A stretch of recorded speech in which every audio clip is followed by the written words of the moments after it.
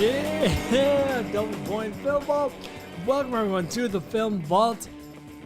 That's Anderson. I'm Rob Bishop. We're your hosts for today. Top 5 movie universes. Yeah. Controversy.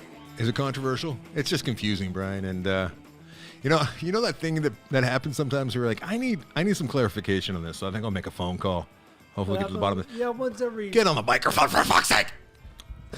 Very early in the program. Why does he need to be drunk? Does he get nervous? Do you need a beer, Brian? He's afraid to make a move?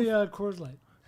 Get on that. He's afraid. Right. See how I'm like making out with my mic? See, we need a new mic stand or something. He needs it to just get right there. He doesn't want to lean over. He wants lean it forward. Lean in. Yeah. We got to get him like some books to prop it up. Something. Maybe an arm like you I got. can't believe you want people to hear more of me. Well, I'd like to be able to hear you. Okay. Just He never said it was a good instinct. It's good. I can actually hear you better if I take my headphones off, which is not a good sign.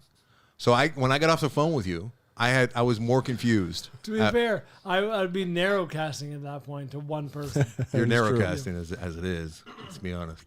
So last week I was pontificating about the Mad Max universe and how it's now my favorite fucking universe. And Have we been admonished? Is it not its own universe? Because I'll quit the show if it's not a universe. Well, it gets worse. What? Yeah. So Brian took that idea and he's like, oh yeah, universes. And then he admonished me. And he's like, why do you want to spend time there? There's so many boils and violence. And why would you want to? I'm like, I just want to sit in my comfortable chair and experience it through the screen. I don't know. I want to pray As to a viewer, V8 and drive a car and throw an explosive I think spear. I do pretty well over there, honestly. Oh, yeah. I think I do okay over there. You're right. You already got those tattoos. And I think I can let go of this soft side of me and like rationalizing, like, fuck it. Fuck everyone. Oh, Here we go. I could drive the war rig. Yeah. I could light him up. You'd be constantly blaming your tears on the sand. But Brian took that idea, which I appreciate, and you ran with it. And you're like, you know what? Oh, yeah, let's do like movie universes, this is Brian's term in his head. No, I thought it was your idea to do the top 5 universes. Well, you pitched it. And then when we were asking for topics, I said, well, here is your idea. It's like movie universes, which I thought you meant like movie universes, like cinematic universes, like, multiple movies, they all relate to one another. And so I called you up. I'm like, yeah, I don't know if this is going to work because there's so few. And then you said, oh, no. Actually, it was during the, when we were doing the Patreon, you said, oh, well, many of my movies are only one single movie where the universe comes from. What? Yeah. No, movie unit. What? The idea being that, I guess I took it to literally, like the idea being that this movie suggests such a vast universe that it's worthy of a top 5. So Cosmo Ball would be a universe Yeah, in your for mind. sure. World building. Not top 5, but yes, that is an example. He's allergic to the microphone. What's going on with the levels? I feel like I'm hot, you're hot. You're way up here. I thought you turned yourself up. No, turn me up a little bit. But No, we're like down here to stay even with Brian. There you go. Because the man's afraid of his mic. We're like down here. I'm here. I thought you dimed all of them. Oh, I did. That wasn't me. I didn't touch any of this. All right. Bri wanted us loud. It'll be interesting because I decided after much back and forth to stick with the traditional. All right. As did I. I was you did? shamed, Oh, and no. I backed away. All of mine have at least 2 movies, if not much more. I feel like that would be more like movies you'd like to live in or something like that. We did that. We did top 5. So, okay. We did top 5 places we'd like to or scenes or set pieces we'd like to Yeah, visit. a couple of my ones that I was considering for the list of like my version was like Dark City or like The Book of Eli or even like Barbie. These are movies that suggest a vast world unto itself that we don't live in. I think that's world building though, and like that's a You're whole probably right. Yeah. and we could just do that for single movies because some movies are very good. I really like the world building, which it's a good term, Sure. but it got a little played out pretty fast, right? Somebody came up, somebody said it, and next thing you know, everyone's fucking tweeting that, and it's like, all right, let's all settle down with the world building. I saved those for another list in the future, perhaps top 5 world building, built worlds, whatever. And I stuck to a more traditional definition of a movie, a cinematic universe. I think we first came up with that idea of visiting, or like, what backdrop would you like to live? I can't remember how we phrased it, but it was when those idiots were like crying and threatening suicide when Avatar left theaters. They're like, I want to live in that world. This is all I have. And I can't go back. And I'm thinking suicide. I think like fragile people are I actually remember threatening. And I thought, oh, good, it's working. No, let's not be that Spoiler. dark. No. Let's not be Avatar that. does not make an I'm appearance in my kidding. life. I still have not got to see Nicole Kidman talk about childhood, and that Really? upsets me. Really? greatly. Yes, Aw. I've probably seen 4 or 5 since the first report came in. I've seen pivot. 4 or 5 movies in theater at the old AMC's. Is it your theater? She didn't on Furiosa. She She did not. No. Yeah, I don't know behind what's the happening. times. I don't I know what's got it going both on. times, yeah. I watched a brand new one last night. Came out this week. I was all excited. I actually went with the idea. It was kind of like the last motivating factor, like the straw that broke the camel's back. And I drove 40 minutes round trip to see this movie last night, and I wasn't going to. I'm like, but I might see the new Nicole Kidman line. Oh. The carrot. So you're a purist. You could just look it up online and watch it on YouTube. Oh, I would never. You want to see it? No, it needs to like come across my, Is that my fair? seat, like as a surprise. You know, she and a select few others are the only ones who actually know all of the different lines that she spoke, because they did it all at once. I would think. Yeah. Unless they're Gang bringing her thing. in there, they could do a little ADR, because there's where we're watching her watch Elvis. Like we don't see her Sure. mouth moving. Yeah. Most all of it's ADR. Actually, there's very they could be doing new ones all the time. There's very Oh, yeah. few said to the camera, few lines. Oh yeah, I wonder if they have brought her back into the booth. That and when I was a little girl and Music that soars through me. Something about dreams, right? because here they are. They are. Well, that's the you're talking those about what we shots see, of camera, when we see her actually saying the words. Yeah. Wow, they could get her in there, like talking about the upcoming possible debates. Much more scintillating than two old white men That's right. fighting. And do your nation a favor, you guys, to vote for Trump. They're not going to have debates this year. I was hearing. They definitely ever selling war bonds if we got into it. The last I heard, they were, but I don't know. I guess I was listening to like that was one a few of days like the co-chairmans of the debate center of Oh, America or whatever. on Jon Stewart. No, it was on. I don't know. I forget. I listened on the way home last night. It was on KNX. And full length interview with him. He was talking about how there's like 4 or 5 different sticking issues that they can't debate and negotiate the debate. That's how bad They it get is. debated with the debate rules. This is relevant pot. Humans. That's what Loaded for Bear is all about. The simplicity of life and what it Well, should like be. you do. Now Well, we like should you just fucking let's all just play some kickball, huh? Can't we all just? We got a lot going on. We got a lot of good things going on. We got resources. That, if we're fair about it, let's just all fucking live life the best we possibly can. Can't we just do that? Look These at you. assholes have to come in. Pollyanna over there. I am a little bit, but you know what? It's always the same thing. It's always the fucker that needs a little bit more. You're like Mr. Burns. I give it all up for just a little bit more. Yes, but I just give it all up for it a little more. All right, let's talk movies. All right, because that's what really matters. Let's go. Oh. What have the people seen, Avery? No, the people. The people have seen some things to fanfliction. The fanfliction compiled by Mike Cole. Starting with Chris Wolfing on Facebook. Furiosa was good with some great action sequences and good performances from the two leads. But Took my 13-year-old son, Smart, to see it, and he seemed mostly interested. Get rid of your son. But it might have been tough to enter the Mad Max movie universe with this one. We watched Fury Road immediately after, and he enjoyed that one more. That makes sense. While Furiosa is a worthy addition to the saga, it doesn't approach the greatness of Fury Road, in my opinion. disagree. Brad Young on Facebook. Mad Max Marathon. Fucking genius, Brad. I Starting at the beginning. I agree with that sentiment. A worthy addition, but maybe not to the heights of Fury Road. Brian, we need to turn Brian up. I He don't know if we cranked? Right can. here. He's cranked. That's He's as high as he dying. goes. We need to go into the settings and just Brian, give him like 1,000 dBs. Check. He's allergic to the pod. Mad Max Marathon starting at the beginning and ending with Furiosa and glorious IMAX. Skipping beyond Thunderdome, of Tarantino course. flash no, film. you don't skip beyond Thunder. Yeah, you got to take your medicine. Furiosa is a really fun movie. 8 out of 10 bald Bryans. All right. That's slow. I do think the franchise is starting to use too much CGI. The practical stunts are what made the Mad Max universe so great to begin with. The very first scene of Furiosa looks like a desert avatar. I can't disagree with that either. It's true. It is the weakest part of the movie. Sometimes people you love do things that hurt you.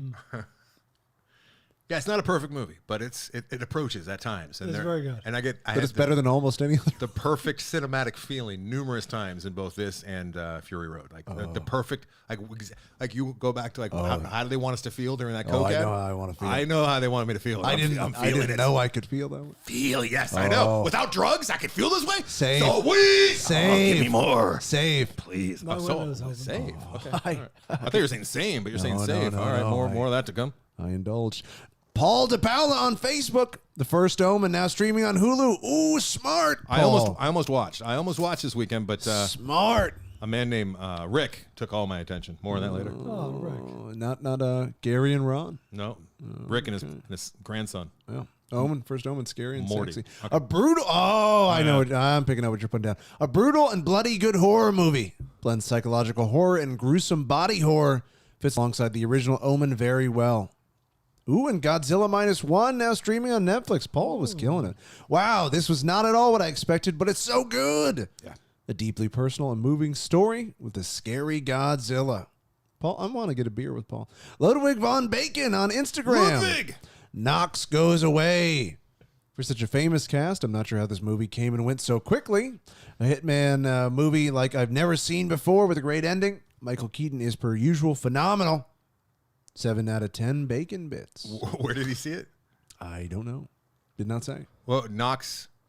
Knox goes Apparently away. You can rent this. Paint your bald It spot. did come and go really, really fast.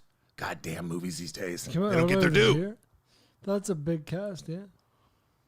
Paint your bald spot on X. Hurtful. Jim Henson, Idea Man on Disney Plus. Brian, how are you not flick-fasting this? I'm getting there. A great watch if you grew up with Sesame Street and the Muppets. There's a Big Yeah. Bird moment at the end that caused the room to get very dusty. That's a universe unto itself. Just documentaries about goddamn Muppets. Muppets. How many are there? Not the Muppets themselves. Fuck, why was that How on many my are there? list? You could have done the Oh. Muppet universe. Why wasn't the Muppets on my list? Why It's would not it too be? late. It's not too late. It is very too late. All right, Avery, kill some time. You and Carano need to have a sleepover and watch this Jim Henson thing. Perilous Patches on Reddit. I watched Darren Aronofsky's latest Postcard from Earth at the Sphere in Las Vegas. Thought the runtime, a scant 50 minutes, wouldn't be worth the high ticket price. Guys, I've never been so happy to be wrong. Happy. I've heard that this movie just makes you want to flee the earth in the nearest pod. This What? thing blew my fucking mind. What is it? It's Aronofsky's look Postcard at the from Earth. that's very, the state of the earth. It's a beefed up IMAX nature doc with a bare bones plot. The most beautiful cinematography and sound that was at times overwhelming. God, do I have to go out there and take the boy? I think it may have gotten a bit dusty with the score and soaring camera work. I know very few people will see this, but if you get the chance, take it. You won't be disappointed. I want to go see this. Yeah, I'm kind of sold now. How have I not seen this? Oh, it'll be fun to wander in drunk. See that? That's the problem. I just realized, actually, as I was hearing about the body horror, and I want to watch the first Omen, but I don't watch movies for the first time while inebriated, and I kind of need to because of the shock value of some of these drunk, like these dark understandable. body horror. Oh, it's it would go creepy. down a lot easier if I had a few, pops in me. It's kind of hot, though. Is There's it? some- oh, yeah. There's a little BDSM Hot? action. I don't. A little BDSM. I don't want to confuse my already fucked up brain. Yeah, my brain was firing. No Owl 255 on Reddit. I've been hearing Anderson sing the praises of Upgrade for 6 years now. Upgrade. And I finally Hung out with STEM. watched it. Nice. Everything he said about the inventiveness of the fight scenes was spot on. That's one of my universes. But what he failed to mention is there was a twist at the very end, Well, I don't do that. which rivals bad M. Night Shyamalan writing. Eh, No, I no, disagree. I totally disagree. Not since The Village or The Happening have I yelled bullshit No, at my television. Really? no. I don't think it was a bad twist at all. I bought it. No It Owl. earned. No Owl said no. Said no twist. All right. Jaded motherfucker. Did you see a movie I texted you about? No. Wait. No, I did not. I saw my own movie. How about Was I the only one who saw Hitman? Hitman? I saw Hitman that? Well, in it's theaters. not even in theaters yet. Oh, it is in theaters. It's only not- like in it's- one well, theater 'cause in LA. then it's going straight to I'm Netflix not this going weekend. to Egyptian. I can't get down Oh, there. I was- Is it about Jim Henson?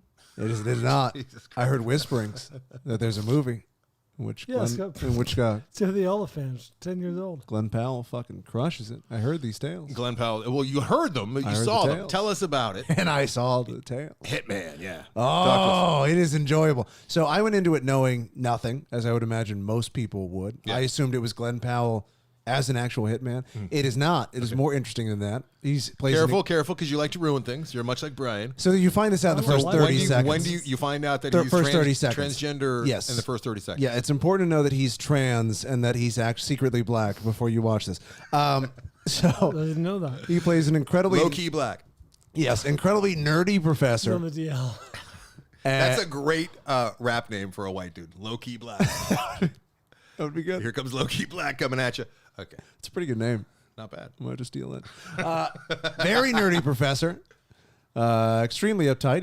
He teaches philosophy. He lives at home alone with his cats.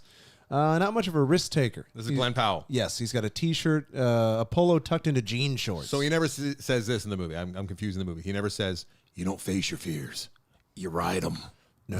That's Twisters, right? That's very rough. But you He says that in Twisters for real. Like he actually He says that, out loud. and he's serious. He doesn't have a smirk when he says it. He's being serious, guy. Oh, after this, I think I'm in on Twisters. Oh, yeah? So he moonlights and gets some extra scratch by helping out with stings where the police pretend that they are hitmen that are being hired. So sort of like that entrapment kind of thing, or people will hire them. That happens all the time. It's a police I officer. see it on like True Crimes. Yeah. And the guy comes in and basically Glenn Powell, he's riding the levels. He helps out by riding the levels. Brian you need to ride the levels on this here program. Because Brian's quiet. Yeah. Brian can't go any higher. Cannot go higher. So one day, the main guy who goes in and pretends he's the hitman, he's out sick. Mm-hmm. So Glenn Powell's got to step up. His name's Gary. We find out Gary, he's been listening for years. This is the plot of Kindergarten Cop. He's a fucking natural. It is. He becomes the kindergarten teacher because she's out sick. Yeah, but Gary becomes. I know. Turns out Gary likes feeling he gets when he's a hitman. You can just say that it's good because it's going to be on Netflix. And it goes from there. Yeah. It is a fucking delight. Fun ride. It is twists and turns. Many times I was going, oh, this is where it's going. And I was fucking wrong. Twisters I was and dead turns? wrong. Twisters and turns. Extremely enjoyable. I would say this is a phenomenal date movie. So if you are part of the top 8%, I'll say top 8%. Yeah. Say our 8%. They are They're the top 8%. Great date movie. This is a great date movie. Really criminal that this is not going in theaters wide. You're trying to overpopulate the earth because it's a Netflix movie. So if it's a date movie, they're going to be watching it at home on the couch. And they're going to be chatting. We all know Netflix and Netflixing and chilling, yeah. I think this is certainly worth your time and your Netflix money. It is very enjoyable. I think both of you guys should see this before next week so we can fully flick fast. But can I tell you what definitely I'm still check it thinking out. about? What's that? Why Muppets is not on my universes, and I'm very upset about The Muppets not being on the universes? I really dropped the ball on that. Okay, buddy. High on the sexy scale. All right. You're all churned up this week. What's Oh, going yeah. on? here? Hitman. The Muppets? Hitman. No, not the Muppets. Brian, you're still very quiet. I also rewatched No. Furiosa No. and Mad Max. Enough, Avery. Fury Road. Avery needs to step back. Brian, Glorious. let me see your levels. Let me see you. No, I not see you tap your levels even higher because they can't go any higher. Let me talk. Let me hear you talk. 5, 4, 3, 2, 1. See, that's the problem. Is that he always does that when we're doing sound check, And then he gets quiet. and then the show he starts. doing because- this. Yeah, I drift. 5, 4, 3, 2, 1. Okay, let's. You watch Fury Road. It is the best movie I've ever 5, seen in my 4. life. And did really? not That's change what you're my bringing mind. right Yes. now? Watch Fury Road? Yes, it is. Okay, good. Thank you. Do you disagree? Do you disagree? No, but I mean, I don't know if it needs to be said, right? Oh, glorious. The show's becoming Avery's movie diary. Oh, it's glorious. Jesus is portrayed on a cross more often than not. What? It's just a true statement. I mean, I don't need to say it, right? We all know these things. The sun's hot. Sky's blue. Fury Road's good. More often than not. Right? I mean, we see Jesus a lot, but usually he's strung up. It's not nice. Sure. Well, I saw Devs. Oh, what's that? I saw Devs, so I think you're right. Oh, you did see that. Did you finish it? Watch the last 2 episodes? No. God. You dumb fuck. God. You are so infuriating, Brian. I need to bring your daughter in here and just explain to her what a sham her She knows. father is. Do you understand what kind of dad you have? Don't, A man who... don't waste her time or yours. All right, what did you see, Brian? I want to hear from you. What's going on? What did we see this week? I saw a movie mentioned by a listener in Fanflickssions.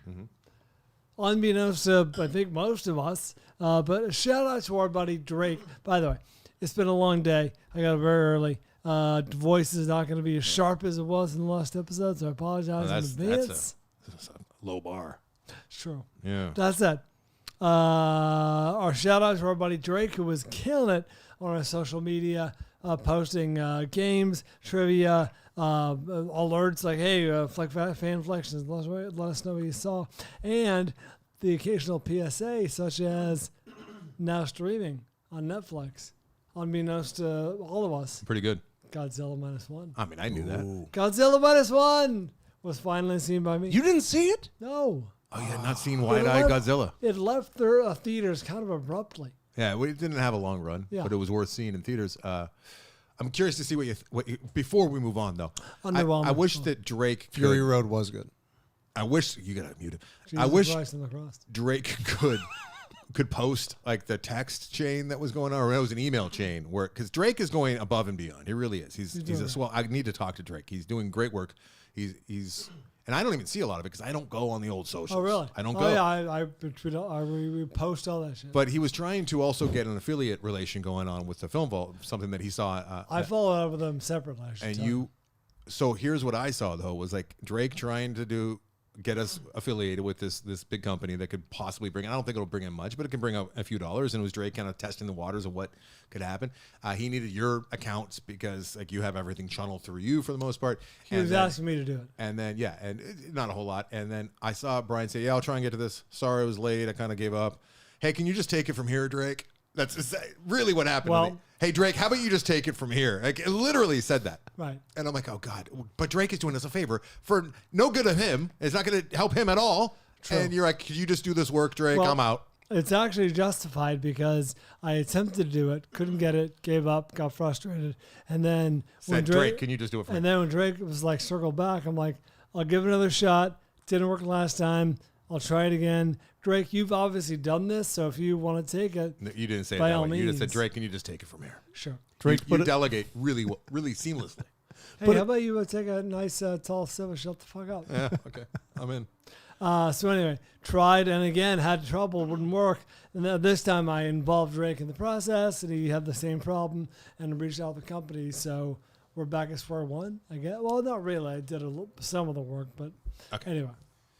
We're about to say fuck that company and do an anti-ad on them, or we'll be doing business with them soon. But they're not making it easy because everyone has fucking bots doing their goddamn people work these days. And That's true. I'm stuck with Amazon, and Giovanni essentially just said, yeah, you can never have a seller's account with Amazon right now because you're just in a loop, and they think your credit card doesn't work even though they're charging you for it. So I can't ever be a seller on Amazon. Yeah, because they're like your credit card, the computer, their little program says no, your credit card isn't good. You need to put an actual credit card on there, and then they charge me to be a seller. So obviously it works. So I've used long story short, and I've called them, I've talked to human beings, and they're like, yeah, it all works. And Gio stepped in, and he's like, look, you're just in a loop. They're never going to let you ever be a seller because the computer thinks that something's going on. You've been tagged as fraud, so you could just never sell anything on Amazon. I'm like, oh, cool, sweet, awesome, nice, great, because I have things that I need to sell on Amazon. Not going to happen. Okay. So thanks, Drake, for alerting me and all of us to Long story Godzilla Minus One streaming. 2023 film written and directed by Takashi Yamazaki, starring Ryunosuke, Yamiki, and also Minami Hamabe. I'm like with names. 98% Rotten Tomatoes, very high. Does not exceed the Bishop Constant, but still very high. Netflix is where you can stream this as of June 1st. This won the Oscar for Best Visual Effects. And yes, this character, you would not call him an anti-hero, you would call him a flawed hero. He is we open up on our main character. He is a kamikaze pilot in the final days of World War II. And instead of carrying out his destiny as a kamikaze pilot, i.e. flying his plane on the side of a ship or something, or a bunker or whatever. It's a man's life. It should be something that you can identify, not just some. He's giving his life for his country, Bryan. Show some respect. Oh, I see what you're saying. Yes, instead of honorably giving take care of this for his country, he lands his plane at a Japanese air base and basically takes himself out of the war.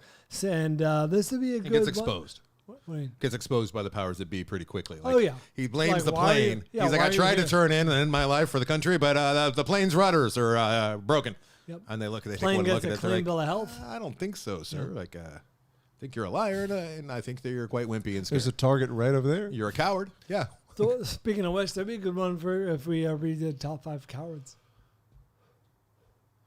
I don't know if it deserved that much pregnant pause. I feel like somebody should have said something much quicker. So the one thing maybe you do clear up for me is the one thing that didn't jive with Godzilla lore, I thought, was he was a product of like nuclear fallout, right? Mm-hmm. But Godzilla, I believe, came before the bomb. Like we see Godzilla before the bomb gets dropped. Is that correct? In this movie? Yeah. Specifically? That could be. I don't know. He's a metaphor for what 'Cause happened to the country. I don't know if he's created by it or if he's simply drawn out of the depths by the presence of radiation. And then he feeds on it, and so either way. But I mean, that's not. I mean, Godzilla as we know him didn't exist before the bombs were dropped on Nagasaki. You're right. I misspoke. He definitely appears timeline-wise after the real-life events of Hiroshima and Nagasaki. That said, I thought it was pretty inventive the way we first see him, which is early in the film. But he's like baby Godzilla. Yeah, he hasn't grown yet. Yeah. Still very destructive, but he's like baby Godzilla.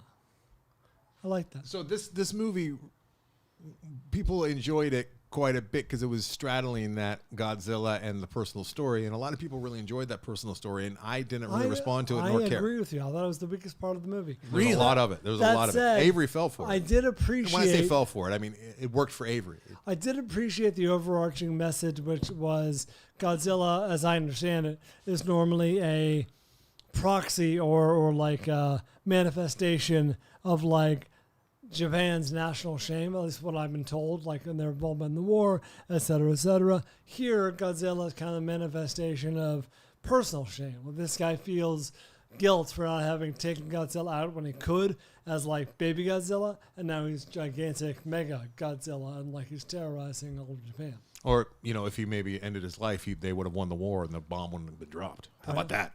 But yeah, so I never heard, that's a new take for me. I didn't know that he represented the shame of Japan being a part of the war. I didn't either. I don't. Maybe that's something. I had read that. Really? I'm not Sounds like steeped enough in like a propagandist, like an American propagandist might have written that. I don't know. Yeah. Doesn't make sense though.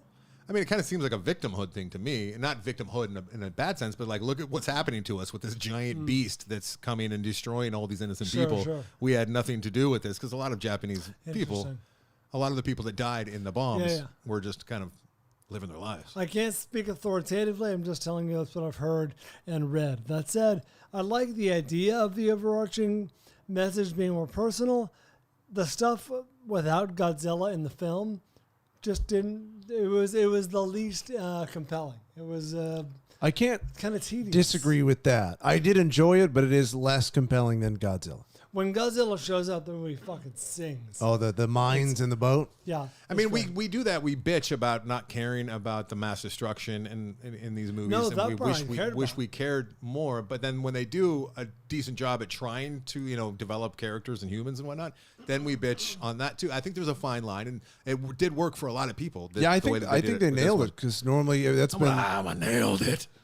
They got close maybe because it worked for I some think they people. did a good job. I think certainly compared to what we've seen with Godzilla or those big creature features recently where it's just, Jesus, dude, how could anyone care about this storyline? Whereas this one, they're really trying to say something, and I like how they get into the kamikaze, and did we sacrifice too much for nothing? And I just the love story and like the relationship just didn't. I didn't. It was very tedious respond to. Tedious is the right word. That's how I felt, and I felt guilty for feeling that way, but I did. You didn't like him and his boys? I didn't care that much. They were okay. Oh, I think they got close with like something like Tom Cruise in like War of the Worlds. Like you kind of care about his character, but you also get to see the sweet. Much more so in that respect. And then we get the Godzilla king, the New Kingdom, right? Godzilla Kong, the New Kingdom with Scar King. Yes. And where they're like, you know what? The humans are fucking ridiculous. Let's only have them in like a third of the movie or so, and that really works as well. Right call. But here, this is kind of inverted. Here, it's a little bit. I think there's more of the human story. When Godzilla is on the screen, it's a 5-star movie. He's great, when right? he's not, it's kind of a 2-star movie. Yeah, I agree. I'd say it's 4-star and 3-star, 4-star and 2.5 star. But hey, the Godzilla stuff overall good, pretty great. worth your time. It's uneven, but it's the parts that are good are really good. All right, where are we going? I got a new one that I saw very recently. Should we take a quick break? Oh, we're taking breaks. Let's take a break. Break time. Quick break. Coming up next, more movies after this.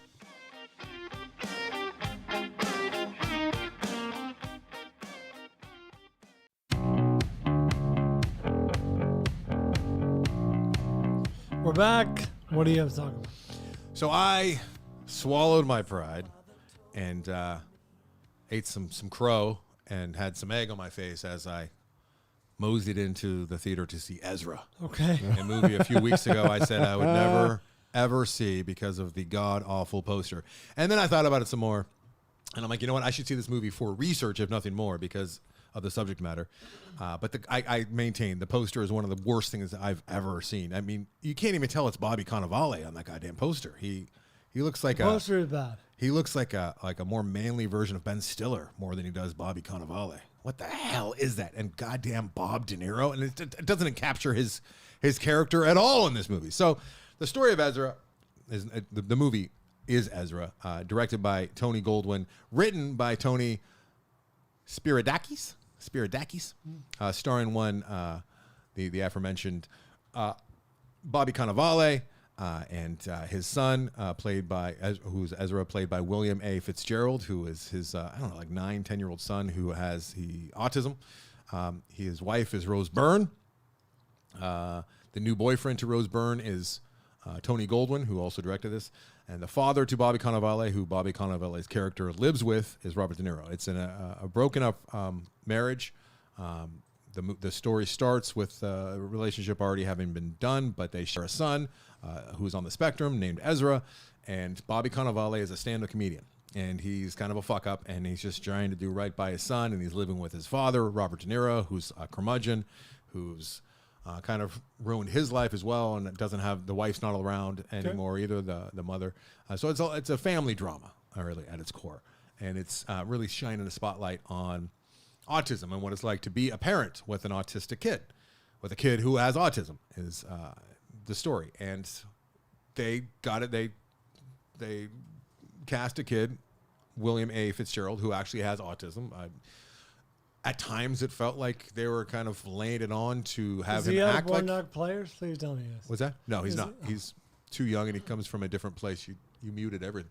And Whoopi Goldberg is also in this. I don't know if I mentioned that. She plays Max, Bobby Cannavale's Rainn Wilson, booking manager, essentially, because he's a stand-up comedian. All right. Did I say that part? He's a stand-up comedian. And Rose Byrne, who they're actually in real life, they're a couple. They're an item. They've been an item for a long, I guess, married for a long time. That's a fun couple. I love those two. All right. Hey. So this movie's funny because the idea of the movie and the memory of the movie is much better than the actual experience for me sitting through the movie. Okay. I was upset and annoyed at many, many times in this Why is movie that? because it's a movie that there's a lot there. There's a lot that I responded to. There's a lot that I liked, and there's a lot of truths in this movie, I think. There's some seemingly very dishonest things in this movie as well, which is strange when, and I don't want to speak out of turn here because it's written, the guy that wrote it, this is his own experience. He has an autistic son. He claims to have gone through some of these things that this movie has to offer. I have, compared to this guy, very limited experiences with the autistic community, even though I've been working with and spending time with people who are on the spectrum. We all have in one way or another, because going to school and just living life. I mean, there's a lot of autistic people out there, but I found some things that happened in this movie to be untrue. But then there were some things that were absolutely heartbreaking, and I know to be true from my own experiences. This movie made me cry a few times. I was mad at myself for crying because I don't know if I'd earned it. Pab. It gets there, especially with the kid's performance. The kid is probably the best thing in the movie. Because you know he's in a movie. Yeah, I mean, he's very high functioning, Here, please. and he was acting for sure, and it felt like they had him acting a little bit, but they had to. But they actually there's a scene where they got him doing the eye contact, and you could tell that he's actually struggling to do the eye contact, even though he's not making the eye contact, he's looking at the lens. But yeah, ultimately, where this movie, it's one of those almost awesome movies for me, really. Like, I would have loved it so much more if it was a little bit better. I didn't buy him as a stand-up comedian. Bobby Cannavale, who is very, very likable, funny. very charismatic, very funny. His material, especially his stand-up, like, I don't know why they want to just have some writers write some funny stand-up for him, because it was the kind of shit where, like, They should have had stuff like in Joker was a great example of that, where there were funny bits where that stand-up was doing the joke. And it was supposed to be that he was bringing too much of his own life into it. Is he supposed to be a good stand-up comic? So he books Kimmel, right? That's one of the main storylines, and this is the whole movie, is he kidnaps his kid because child services are getting involved, and they're making the kid go to a special needs school and giving him meds, and It's killing Bobby Cannavale as the dad, and I responded to all that, even without the autism angle. Like just being a father, like you get it. And so he goes in and kidnaps his kid, and he just kind of panics and takes him out of that situation. And it's also an indictment of the system and how the system works, and how they issue Amber Alerts maybe when they don't need to, even though that's it's the lesser of two evils, but. How they place a kid where they think the kid needs to be, even if they don't know, because they're not trusting the parents, especially when the parents are. It's a mess. But I didn't buy that he was a stand-up, and I didn't buy that the kid was autistic, even though he literally was. But I don't know if we actually saw it enough. Yeah, so those two things were killing me. But ultimately, there's a really, really cool green Cadillac that they use for the road trip portion of the movie, which is a lot of the movie. Bob De Niro is completely invested. It's maybe one of the better performances I've seen from Robert De Niro in quite some time, especially in the third act. He gives an amazing monologue that's like Oscar worthy. It's like if he wasn't Robert De Niro, you'd be like, oh, this guy's getting an Oscar nomination for this. I don't know if he will for this because he's fed so well, and I don't know if he needs another one. But it's just really like you remember, like, oh my God, yeah, Robert De Niro's a great fucking actor. Like you forget that sometimes, and you get it here. And I think that this movie will work for a lot of people. I think it's 100% on Rotten Tomatoes with the audience right now. And I like them. I like the idea. I like the memory of the movie, and I can recommend this movie. I just wish that I could love this movie, and I just couldn't. They didn't give me enough. Like here, like some of the material is like that was part of the storyline. It's like he's letting his own life creep in too much. But when comedians do that a lot of the time, especially if they're good enough to get booked on Kimmel, it works, right? And it's good. That's better than impersonal stuff. And it's good. And he's talking about how he was going to. I'd love you to see this. I almost called you Ezra. And as a stand-up it's a comedian damning statement. Who's actually walking the walk? I would like to see what you thought of him. I have a hard time watching things that are about stand-up. So he's like this the Cellar, right, in New York. 1 out of 1,000 make it. Doing a bit. And that's off-air shit. That doesn't make any sense to anyone except for... That would have been great if you had addressed it. If what? If you hadn't have addressed it, it would have been great. It would have been great for it just to be like confusing to everybody. Keep going. So he's at the Cellar, and he's like talking about how he's like been going to therapy, and he get in now touch. You gotta explain it. No, we don't. We explain that you're not supposed to be laughing at that because you don't have any context, and it's okay. It's not even that funny. It's not even that funny, really. It was a call fucking back, which are the cheapest, lowest hanging fruit. I'm laughing because I remember you said it before. I think puns are lower. I hate puns. Puns take a lot more creativity. You can agree with that, right? I don't know. You got to sit and think of a pun. All you have to do is remember for a callback. A callback can be cleverly timed. A well-timed callback is. Well, I mean, timing's a whole separate issue. Thing of art. A well-timed pun is also good. I mean, we're talking about timing, which is different. All right, so here's just one of his bits, right? He's talking about how he's doing therapy for a while. This is Max, played by Bobby Cannavale and Ezra. We're still talking about this? And I like how he'd bring his son to, like, the actual event. And he's trying to get Jimmy Kimmel. Like, that's, like, part of the... Sure. He stops along the way. Rainn Wilson's one of his, like, childhood friends who is now hanging out with a black nun. There's all sorts of things going on. The Black Nun is not Whoopi Goldberg, before you ask. Who was I am out. Greer Barnes. That name sounds familiar. Greer Barnes. Oh, I can't see without my fucking glasses when they're all smudged. It wasn't... Greer Barnes is a black man. Yeah, he was a stand-up comedian. That's why I've heard of him Who before. is the... Who played the nun? I really liked her. She's not... Oh, Farmiga is in this as well. God damn it. Will you find out who the black nun was? Because I liked her. God damn it. All right. So he's on stage and he's talking about how he's been getting in touch with his therapist has been helping him get in touch with like his childhood, right, and like his alter ego or like the young person inside of him, and that young person inside of him manifested and he had a fucking gun, and it's like, how is that supposed to make me feel, right? And then he starts talking to this manifestation that his therapist helped him get to, who's got a gun. He's like, "Oh, put the gun down," and everyone's laughing, and I'm like, "There's nothing funny about this at all." Yeah. It was cringy. Is it Myra Lucretia Taylor? Is she a large woman? No, she's not a large woman. Is it? No, that's Principal Lee. Who the hell was it? This is bad. I'm sorry. It's not good pod. Who played the nun? Is it Greer Barnes? It's not. It's not Lois Robbins? I just saw a small little black face on my IMDb, and I'm like, that's probably her. And then I clicked on it, and he got bigger, and he was a man. Oh, so, Robert De Niro. No, it's not. Is she not credited here? What the hell's going on, guys? That's strange.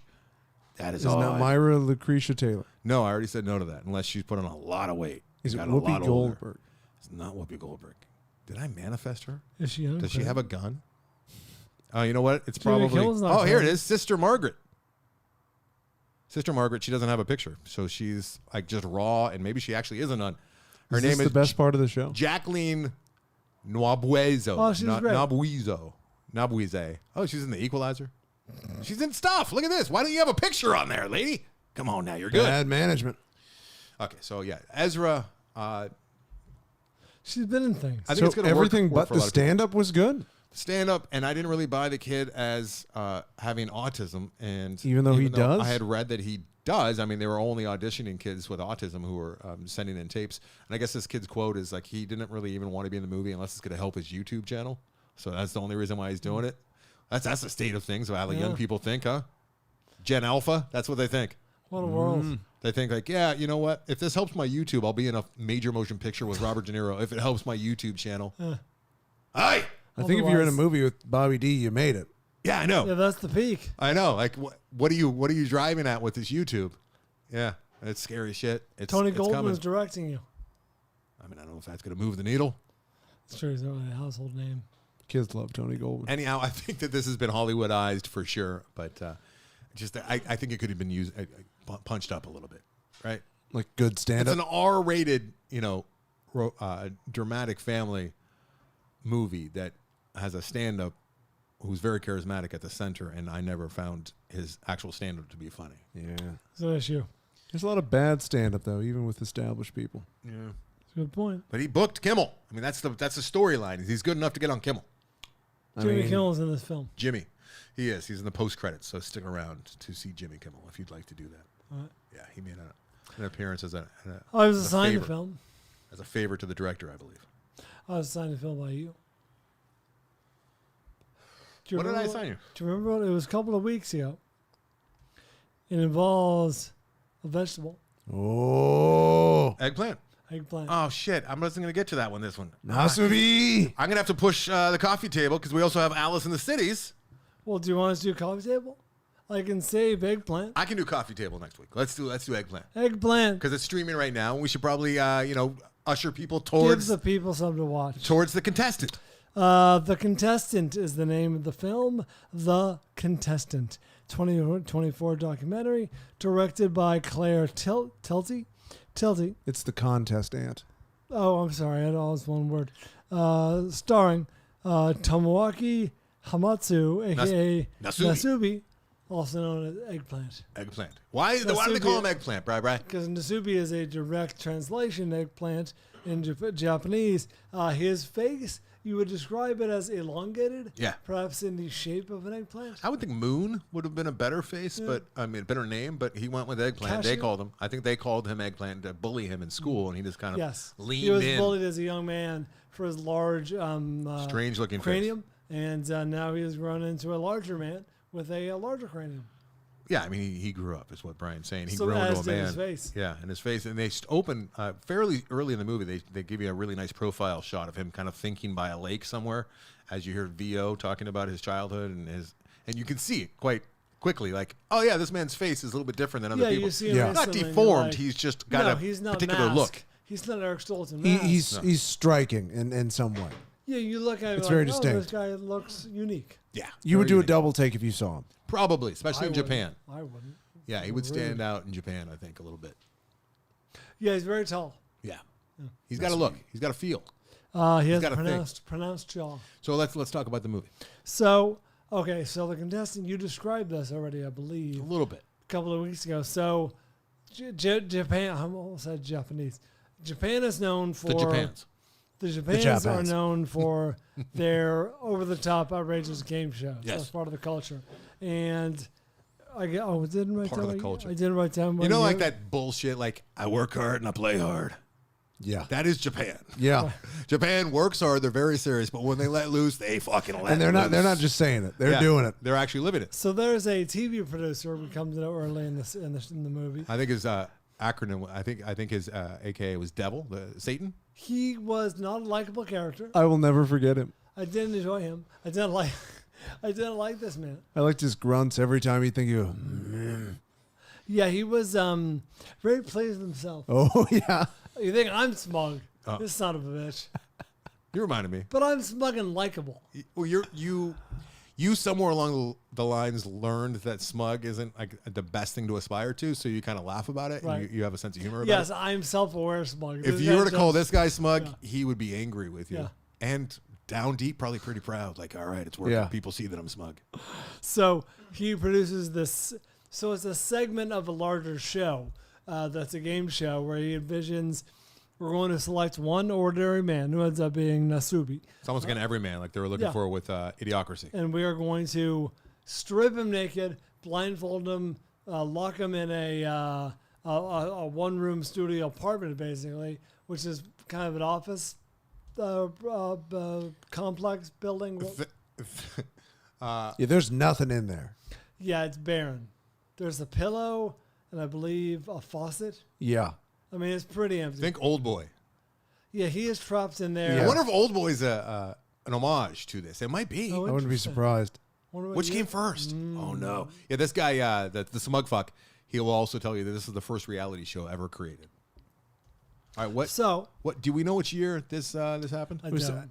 Look up 97 or 99? Look up Nasubi. All right. I'm just trying anyway. to figure out if So Old Boy's he 2003, is so in this- possibly. Yeah, but it is. All right. About Anyways, there. So Nasubi 1998. is trapped, Old boy. locked It's in done. this room by Fact. himself, no clothes. Canon. canon. No Part of the clothes. universe. No- Part of no- the Nasubi universe. Nasubi, reason. number one universe. All right, no Brett, go ahead. resources. Yes. This could be a universe. They had 2 shows about it. And I didn't know this was a thing. This is new to me. He must survive only on what he wins by entering contests that are in the back of magazines, like mail out a postcard, and you could win a fucking bag of dog food or a pair of sheets or whatever. And Or, Yeah. because this is the part I took issue with or was confused by, or on the radio or TV, they say a couple times. Because they give him a phone and there's like a TV and there's a radio. You never see him interact with no, them. never once. Which- I didn't notice that. It could have been like a copyright thing, or maybe like they didn't pay Yeah, for a to be a service. part of it.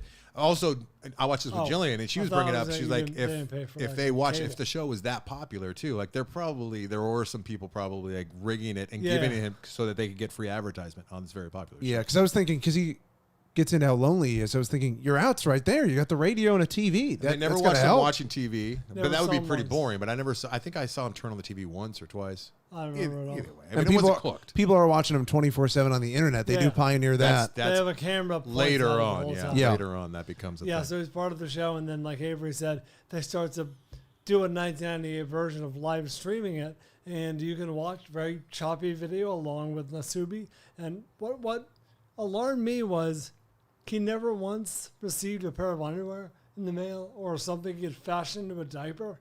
You'd think that he would like immediately Or try and loincloth. find a contest that gives clothes, but Yeah. maybe that's kind of hard to find. I don't know, maybe a blanket at the. Yeah, That's you'd what I think. thought, like something get fashioned into a loincloth. All right, now the real trick here, But I can see if he really thinks he's alone, because he thought it wouldn't even air. that's I could what see I'm him gonna getting say. Like, used to it and he's going, doing all this, and much like Truman, the Truman Show. Yeah, he has no feedback. no idea. Like they kind of told him they're going to be taping this, and they might do something with it, but who knows? But then they He had implied no that they idea weren't. That people were watching this.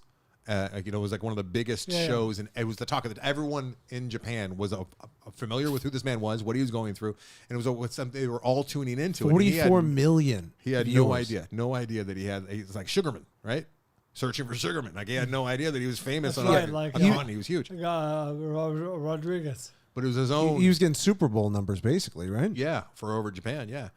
And that's where this documentary goes. That's one layer that's very interesting, I think. But this documentary has multiple layers that makes it interesting. One of which is like he could have left at any time. Yeah. He was aware of that. He wasn't kidnapped. He was asked part of not to this. by this producer, so he didn't. And I'm like, they found him randomly too. They had like 9 or 10 people that Right. they Yeah, chose 10 from. or 12, yeah. And they picked totally at random. Totally at random. And like, how many times would you have to do that in the United States before you'd find someone who would actually stay for a full week or something, right? Or Let would it alone be compelling enough to watch? or be compelling enough to watch. Yeah, there's so many reasons why this show. Oh, and you'd get sued. And Probably gets sued, but I don't know. They probably had him sign. They probably made it very clear he wasn't being held against his will. It really just shows how different But we again, are as Japan's cultures. fucking nuts. And Japan really, like, he's like, hey, you know what? Somebody, like, there's a group of people who want me to do this for the good of I don't even know what, but you know, I'll play along. I'll go along. I'll be nice. No one's getting hurt here except for me. Like the Stanford prison experiment, like you accept your role. You know what I mean? Like that's different. once you're That's different, though. What it's similar in the sense that he was under no obligation to stay there and like be the. But he was guy on suffering. camera. Like you'd think that he'd be That's like, all what right, I don't want mean. to suffer anymore. Like he had no obligation to suffer, and he did it anyway. That said, it did strike me. But it's sort of like people who don't leave abusive relationships, right? They can. I mean, yeah, I was thinking a little bit like that too with the getting kidnapped and then what is that? The Stockholm syndrome. But I think it's more of a cultural thing. I think it's both. Yeah. It's alluded to a couple of times. And what is the? I'm sorry. What? Sorry, you got cut off twice, and you're gonna get there. But like, what? I never understood what the end game was either. It's not like if you get to this level, was there a prize? Like he had to win like $1 million Freedom. yen. Oh yeah, freedom. He had to we were win there for a certain amount of time. He had to win all these contests, and once he won $1 million yen worth of prizes, it would Get be to over. leave. But Yeah. what is the prize though? Yeah. Like they never even set up like then you'll get like 10,000 American dollars or whatever the equivalent Yeah, I is in don't yen. recall there being Like what is the motivation here other carrot than just to in the please stick. people? Okay, so what I was going to say is it's alluded to, And then but never expressly stated. The one thing that bothered me was the underlying cruelty of it all. Yes, like, yes. It was not in good fun. Like No. they were laughing at him a lot. Even what really drove it home was, and I think it was the producer we all hate, when it was time to congratulate the guy for like making it. Okay, he all right. doesn't Now you're talking about because we don't know as viewers what where it's going to end up or where it's going to happen ultimately. So that's a fun thing to watch. Let's the just producer does something. There was that a lot is of cruelty. Supposed to be congratulatory. Yeah. That is. It's not. Fucking terrible. Yeah, and that's. I was getting mad at Japan, which probably isn't right, but having been there not too long ago and kind of feeling oppressed because you're just simple things like, and I talked about them here, like you're not. It's considered. It's not against the law, but it's frowned upon and rude if you're, God forbid, walk. Which it's a walking society. Everyone's walking. Walk and drink your coffee that you got from one of the tens of thousands of vending machines that are everywhere, and it's cold, and you're gonna stop and get a coffee or a drink. You're supposed to stand by the vending machine, drink it, and then walk, and you're not supposed to be on the go eating or drinking. So everyone just stops in the middle of the fucking sidewalk and eats like their street food. That is very and efficient. it's very hard to get around. For a country that is so efficient. I know. Because it's considered rude. Somewhere along the line, just like back in the olden days, I remember my dad's grandmother, so we're talking like 5 generations ago, thought that any woman who chewed gum was a tramp. Right. It's Or like, wearing your hat indoors. yeah, my dad would freak if I used to wear my hat to the Thanksgiving dinner table just to infuriate him, just to watch his reaction, knowing that, why'd you take off your hat? It's so Take gauche. it off. It's so gauche. Like, why do I got to take it off? But I'm getting mad at this country as a whole, and I'm like, but this shit's okay. Like you could do this to an individual and laugh and point and watch every week and get excited about it. Like the contradictions, the hypocrisy of it all was kind of infuriating. But I think you had no idea if it was the first reality TV show. People probably had very little idea of psychology and how this would affect a human being. And if you're only watching this and seeing an hour out of his week, you're probably going, he's having fun. They're showing him dancing when he gets They actually talk Yeah. about how they didn't show like they're really the dark, misery. sad. If you're a producer, you're a piece of shit for letting this go on. Ultimately, this man Find is the fun stuff. This man's a fucking hero, and we can all learn something from this man. And In more where ways it than ends one. up and where yeah. what he ends up doing is just it's a testament to his human spirit and what we can aspire to be as human beings. He's fucking great. This will man, say, I love this man. You're right. I will say that I rarely need this kind of material in my life, but I was curious. Where did he go to the bathroom? Did he ever shower? Yeah, I was afraid they were going to start exploiting that, and they I Yeah. just wanted to know. Like one line would have been fine. I think there was a bathroom maybe behind the camera, so like it's behind the fourth wall essentially because it's a static Oh, camera. it wasn't a bucket or something. I think that they probably had a bathroom in there for him. Is it a reveal to mention You're about to reveal it, so the eggplant stuff and what Oh, no, that's, no, I think what that's that okay. spurs? I think that's fine, right? No, I but think you so, mentioned right? in the last episode, so I knew about it. Yeah, so like he's naked and they have to put something over his dick. And at first it was a little black box that they would put over his dick so you couldn't see it. And then they decided, you know what we should do is they call him Eggplant. That's his nickname, his mean nickname. Why don't we just put an eggplant over his dick? And then that became synonymous, sorry, with dicks, and now it's a text. I didn't realize that's where the emoji sort of double entendre came from. Ultimately, it's probably his greatest claim to fame because it might be 50 years from now and people are still going to, maybe 200 years from now, eggplants are still going to be dicks because of Musabi. Maybe. Right? Possibly. At least for now, you're right. Yeah, at least for right this moment. It's probably pretty cool. Probably be true tomorrow, too. I can't see the future. Speaking of future and alternate universes, we'll talk more about that later. I wish there was a little more about, because we do see what he does post game show. I wish there was still a little more about his personal life and if he's okay now as a human being. Because he does go on to do things that are great, but I want to make sure that Nasubi, the man, is doing all right. Like, does he have a wife and kids? Is he connect? Does he? I agree. Have a good relationship with his family. They got as caught up as they could. Although I did appreciate them spending as much time in the post-game show life. And I think that they gave him a little bit of privacy because that's what the whole movie's about is how he had none for all that time. Yeah, that's a good point. And then also you'll be delighted to know that Fred Armisen is in this movie as the VO. He is. He's the American voice who you say, and then, and I don't know if they did that for the show at the time for the American voiceover. It was confusing, or if they did it just for this documentary. Because I hope it was just for the documentary. He wasn't a part of this cruelness that was occurring. Because ultimately, I'm against everything they did to Musabi. I mean, I'd like to go on record, say that I'm not for it. It's pretty fucked. It's pretty fucked up. You know what? I believe it was entertaining, and I'm guilty for speaking of hypocrisy. I watched it and watching him be excited to get dog food and eat dry rice because that's all he had. It was entertaining and engaging. I was enjoying watching it while feeling bad for him, and I probably would have been tuning in every week as well to see what's up with Musabi in that. Oh yeah, you in 1998 for sure. Sweet Threesome Andy. I might have watched without as much feeling bad too. You would have been up on speed watching that. So I watched it, and I also, while watching, realized I probably would have been like, I can do that. I want to do this. You're like, I already do that. My clothes are off. Where's the camera? Let's go. See how ripped I am? Let's fucking do this. Can I do some meth, though? Can I do meth off camera and just stick it here? Do some projects. Oh, my God. I'd be so good at rifling through those magazines and doing the competitions. If you gave him a little meth, oh, yeah. Oh, my God. Anderson sent off 1,000 postcards today. He won 40 million yen worth of prizes. We can't pull him out. All this time later, I'd be very proud of whatever emoji means a dick. I would have chosen. You'd have it tattooed on your body for sure. I might. I need to get ham banana tattooed on my body. I've decided. For sure, Armisen is contemporary. Okay. Because he did not appear on SNL until 2002. So he wasn't famous. Well, maybe this was one of his first gigs. Voicing a Japanese game show? Who knows, man? He's an odd fella. Maybe he was over there doing voice work. That would be hard to believe. I don't think that because he showed up on SNL 3 years after this is really the defining or for sure thing, smoking gun that there's no way. I'm saying he wasn't really well known before. It was funny, though, when he was adding the, and then, as fucked up as what the end and then was, it was funny hearing that very energetic, enthusiastic voice do it. Okay.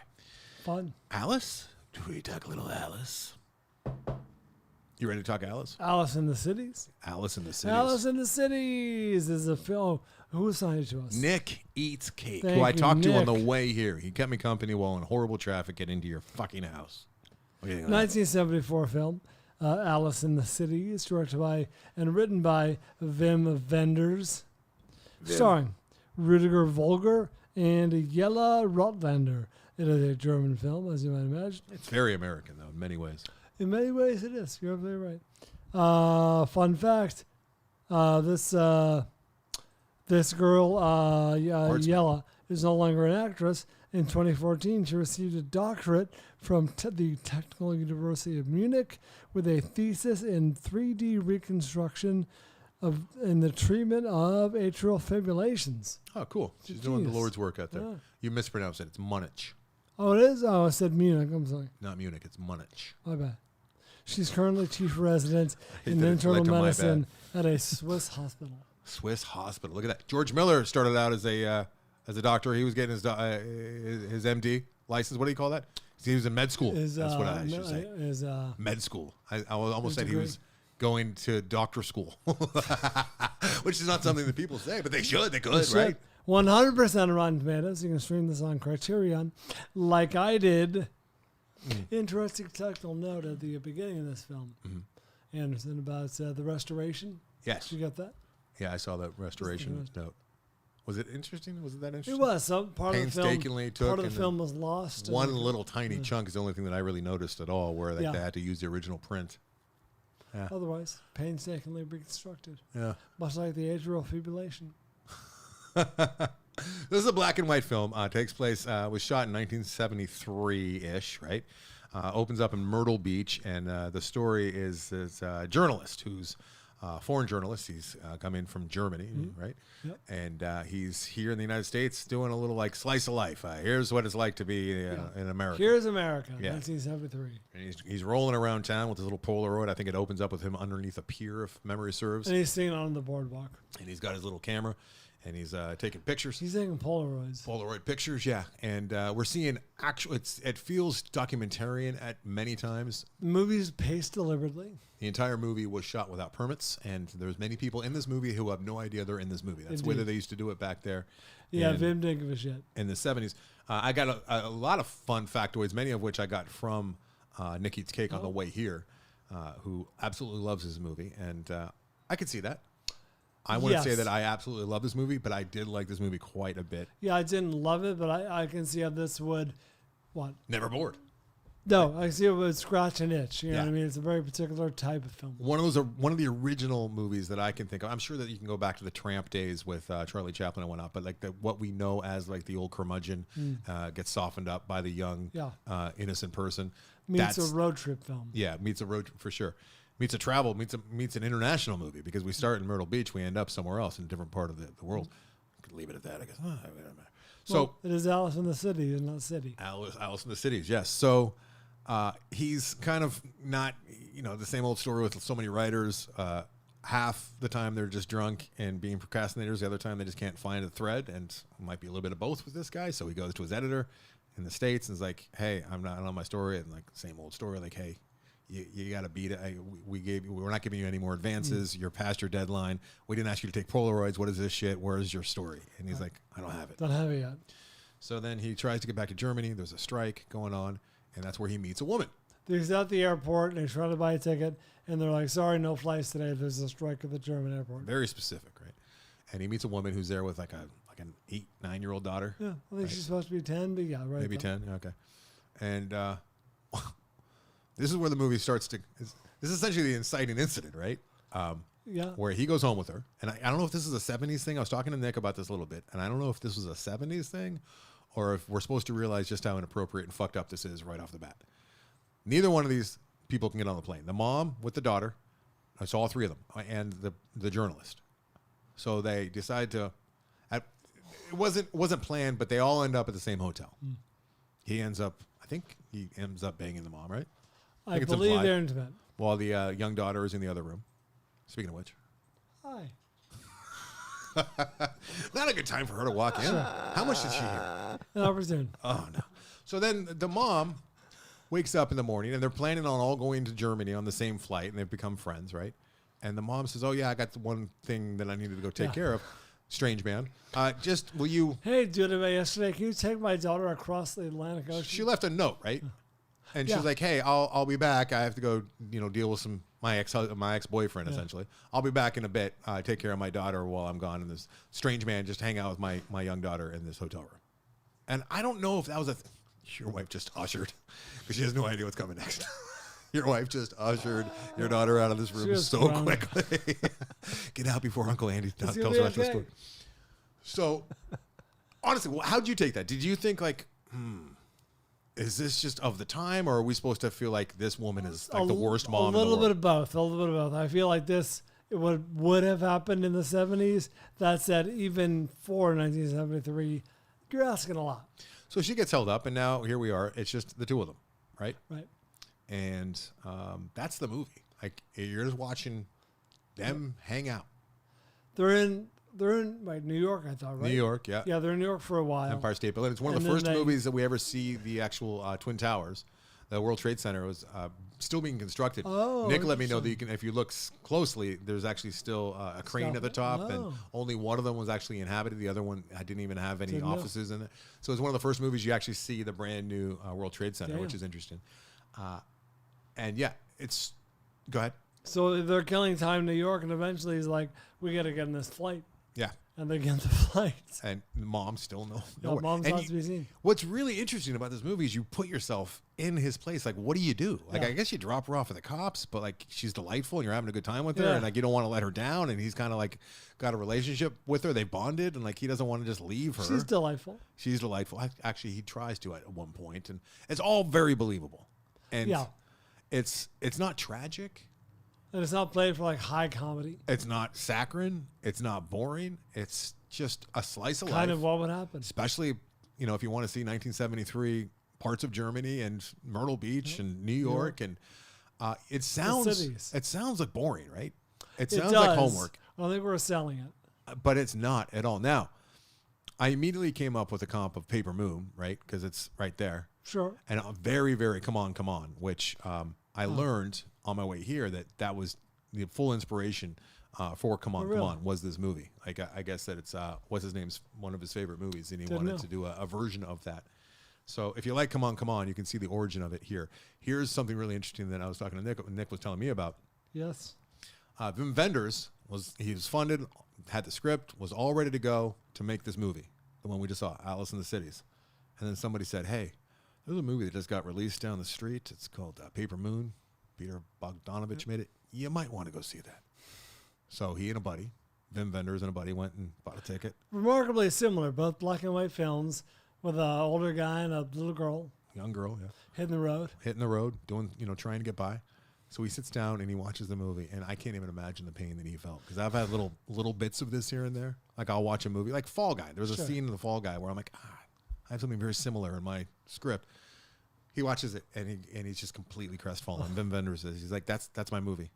That's what I wanted to start making next week. Like, I can't do it. And I forget which filmmaker. Somebody. Oh, it was Sam Fuller. He called up Sam Fuller to cry on his shoulder, and Sam's like, "Dude, get off your ass. You're already funded. Go fucking make your movie." So he rewrote it, and then started shooting, and then threw that script out as well, and kind of just flew by the seat of his pants. Feels like a more it does, fly right? by the seat of your pants movie. Yeah, and was writing scenes the night before, and she was improvising a lot, and I think you get a much more like authentic. Feels authentic. I like this movie quite a bit. I wouldn't say go spend $5-6 to rent it unless you're made of money, but if you can stream it, if you have Criterion, or if you're just a cinephile, if you're a film lover, yeah, this is a very, very good movie. And I had the luxury of talking to Nick, who's delightful. Yeah, tell me. So he loves this movie. Yeah, and he was pointing out too, like the end, without giving the end away, like most movies would make it very saccharine. Sure, and there's plenty of opportunity to do that with this movie, you and can see the temptation. They never do. They make it authentic, unlike Ezra, where they do make it saccharine almost every chance they get. And it works to like with Ezra, he's got autism, and I can't imagine what it would be like not to let like Atticus if he didn't let me hug him, right? And there's some really effective moments in Ezra where he does let the mom or the dad hug him, like when he's in bed, and and he puts Bobby Cannavale puts his arm around him, just for a second, because it's only like it's so fucking sad, Brian. Like he's reading to his son, and he looks over and his son's asleep, and he's like, "Oh, I might be able to like cuddle with my son for a second." So he puts his arm around him just for a second, and then the kid like deals with it, lets it happen for like 2 seconds. It goes, "All right, that's enough. Good night." And it would be, I can't imagine what that would be like. Anyways, that's a different movie. That's a different movie. That's not Alice in the Cities. Oh, Jesus, that would suck. Is Ezra going to make the Balties? Honestly, it's one of those movies where the more I think about, I'm going to form my own ideas about how those scenes transpired and laid out, and like it's going to evolve in my head, and I'm probably going to like it a whole lot more in a few months. Really. All right. But Ezra or this one? Alice in the Cities is very good. It's never scintillating. It's never like, holy shit, can't wait to tell everyone about this movie. But it is very good, and your you're socks engaged. will still be on your feet. They'll be loosen a little bit. They'll loose, yeah. They'll be around your ankles a little bit, so they'll feel loose. Yeah. This movie was ankle socks. Like the opening scene in the Van Halen video. where he gets on the Hot for Teacher, where he gets on the bus. Oh, get on the bus, Waldo. Yeah, and remember he says, something, and my socks are too loose. And it's just a POV shot of his socks around his ankles. Wow, that's a deep pull. Remember? Kinda. Yeah, I forgot about socks. And my socks are too loose. All right. Thank you very much, Nick. And Nick always brings something interesting, and I always feel like I'm a better movie talker or watcher after watching one of Nick's. Thank you, Nick. Coming up next, top 5 movie universes. More than one film? We'll see.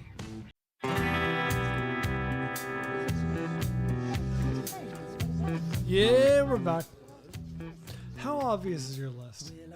That was my worry initially, was that, but there's only so many. Yeah, it's not going to be the greatest service. This, but you know what? We can talk about the number of movies. We can talk about the spanage of time. There's a lot to talk about. I think it's celebrating some of the stuff that, I don't know, it's kind of considered sometimes low-hanging fruit for lists. I think we kind of get to bask in the mac and cheese and the pizza. I mean, that's some rationalization. Some of the candy. Right, that's some. Well, also celebrate the hits. Let me tell you this. I just had the opportunity to just immerse myself in the Mad Max universe at the perfect time.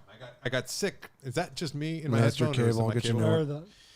I got to bask in the Mad Max universe leading up to Furiosa, and it really did add to the entire experience, I think, for lack of a better term. And these 5 on my list, one of which might already have been uttered by my mouth within the last 10 seconds, it's an opportunity to do that, to completely envelop yourself if you have the time. And it is summer now, so people, kids listening who might be on summer vacation, if you want to just completely and totally delve into an entire universe of different characters and worlds, I'll pause. No, unplug that shit. We're good. Oh, how nice is this? Check it. And I felt like Mad Max when we're swapping out the cables. Like while driving. Furiosa. Yeah. That's called doing it on the fly. High stakes. I'm actually doing it right now, and I have an issue with, you guys know this, where I got an addictive personality. I've heard this. That's why I can't have video game consoles in my house, and I feel bad. I don't know what I'm going to do. There's a Mad Max game for you. Because I can't. I lost an entire summer once. Oh, really? To a video game. Just one video game. That's all I did. Is that true? Yeah. Better you don't then. Probably 2001, and I did nothing. I was in film school, but it was like summertime. You and Spieley. And I did nothing but go to work and do goddamn video games. And you're describing like half of America. I know, but I realize it's a problem, and I want to do things right with my life. Now it's happening right now. Oh. But what I do is I make sure that all my work, I have a little more self-control. I make sure that I have goals. Oh, yeah? And I allow myself to do things that I want to do. And I was ahead with movies this week. In fact, I still have one that I got to kick down the road for next week. We'll be talking the coffee table next week, which I don't recommend. Why? I might assign it to you, Ray. Oh yeah. So when I'm done with a very long day, I will allow myself to watch one, which will end up usually becoming 2 and 3 episodes of Rick and Morty. Yes. And I'm goddamn dog shit tired the following day, but I cannot stop watching this goddamn show that is so fucking marvelous. It's so brilliant. Puts me in a bad mood when I'm done because it makes me depressed, though. Like, ultimately, the movie's subject matter makes me depressed, but God, is it glorious while I'm watching. And it's not laugh out loud. Like, I watch The Simpsons and I'm laughing out loud. And it's not the kind of humor where you raise your eyebrows as the first Bill Burr, talk about that kind of humor. Like, It's like, I will laugh out loud at times, but for the most part, I'm just like, I can't believe how fucking clever that is. And they could have made an entire 30-minute episode about that one quick little scene with the guy. Oh yeah, with the squirrels knowing everything and controlling the world. Now there is definitely some. How good is the video game Roy? I haven't gotten there. What's the man's life in Blitz and Chits? I haven't gotten there. Oh, you haven't seen I'm the not man? there yet. Do not ruin. Oh, it's good. Pickle Rick is the best so far, but this is a universe that I could get on board with, that I would like to go and visit. And it's making me look at old men differently, Brian. Skinny old men. I'm like, that could look like a Rick right there. This is a show that and classic Anderson. Fuck that show. It's popular. I hate that it's on T-shirts and stuff. Hipster shit. It's everywhere. I hate it. And then I finally watched a couple episodes on the plane to Japan, or maybe it was to Hawaii about a month ago, and I'm finally letting myself just go down the fucking. I'm halfway through the whole show. I'm halfway through. How you feeling by yourself? Not good. I feel like I'm wasting a lot of time, but my God, it's so indulgent. It's so indulgent. And yeah. So anyways, Rick and Morty, if you're an idiot like me I thought it was going to be Family Guy. And there's definitely moments of Family Guy in there, but I dislike Family Guy. Dislike it. It's just, Why? Family Guy is just random. It's like, isn't that funny? And that's like the time when Mr. T and I...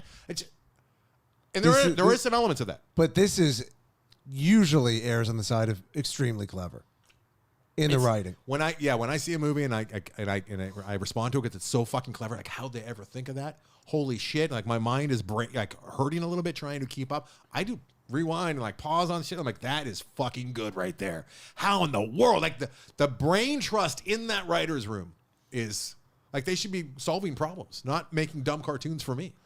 Oh yeah, they should be Really clever. things. Really clever, really smart. And like Brian loves to say, needlessly elaborate quite often. Dude, he turns himself into a pickle, and it's the best cartoon I've seen since Ham Banana.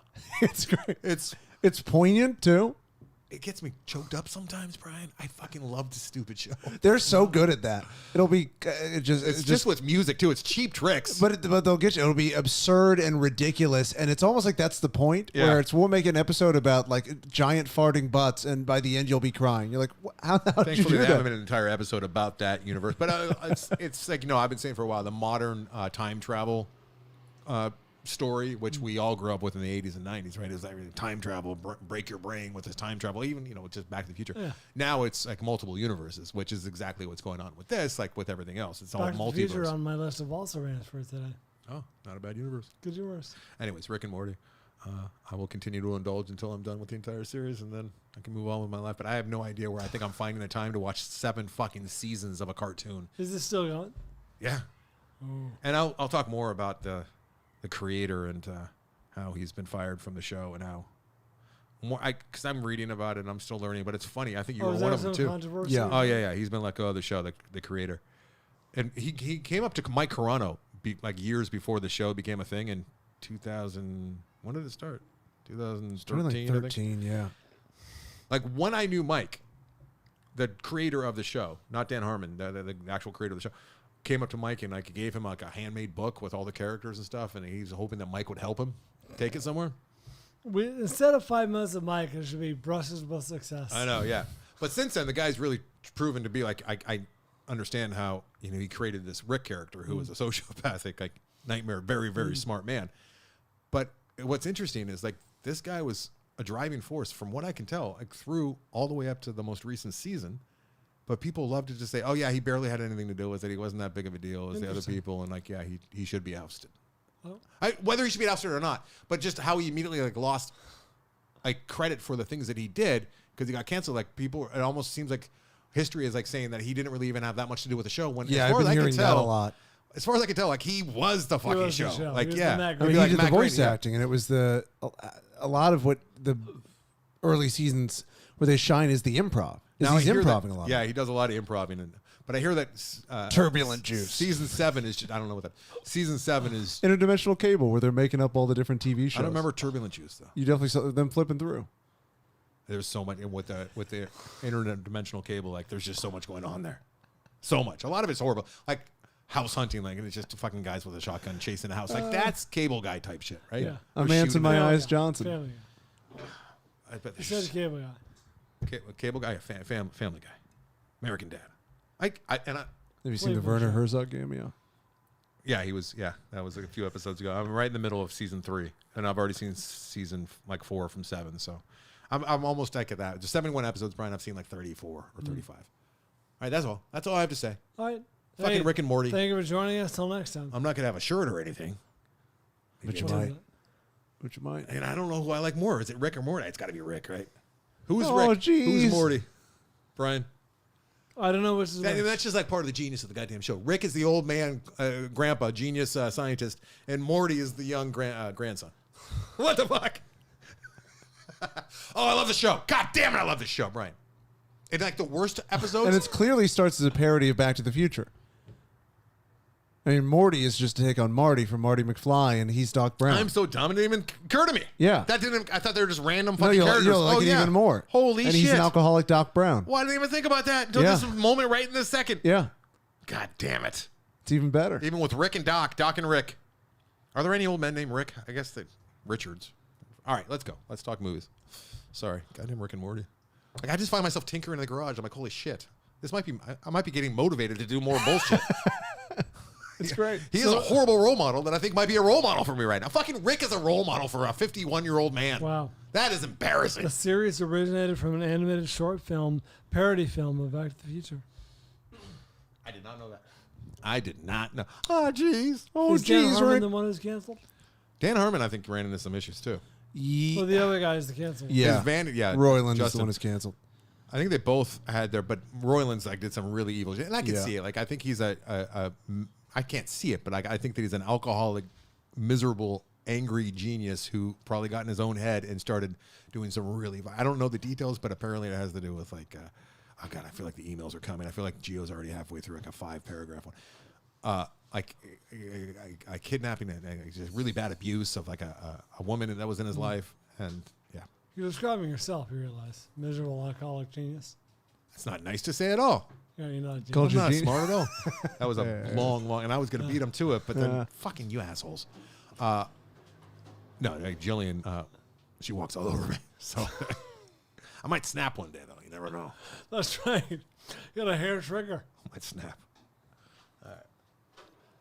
All right. I'm not going to have a whole lot to say other than just like years. Like this You is just had a lot to say. I know about Rick and Morty. Fuck to the ass. Goddamn Rick and Morty. good stuff. Can we wrap this shit up so I can get home and watch a Rick?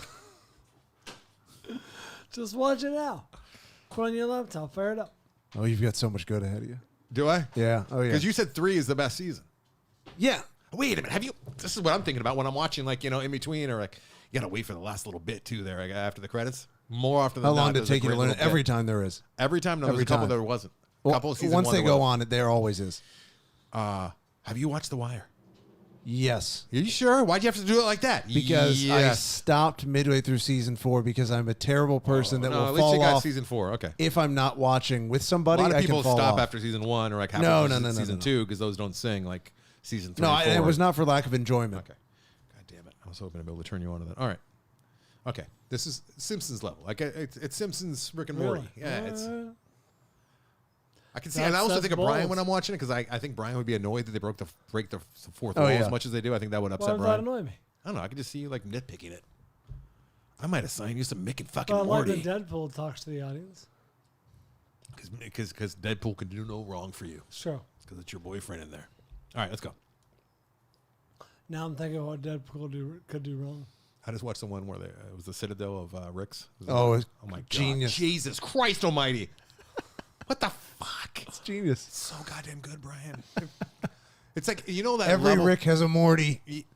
You know that level when you're watching Pixar and something really clever happens and like you're just like proud to be a human being because cleverness. Yeah, I share the earth exists. with people. Like Rick and Morty is like throughout. It's just peppered throughout almost every episode. It's like you get those little moments like, oh my God, that's great.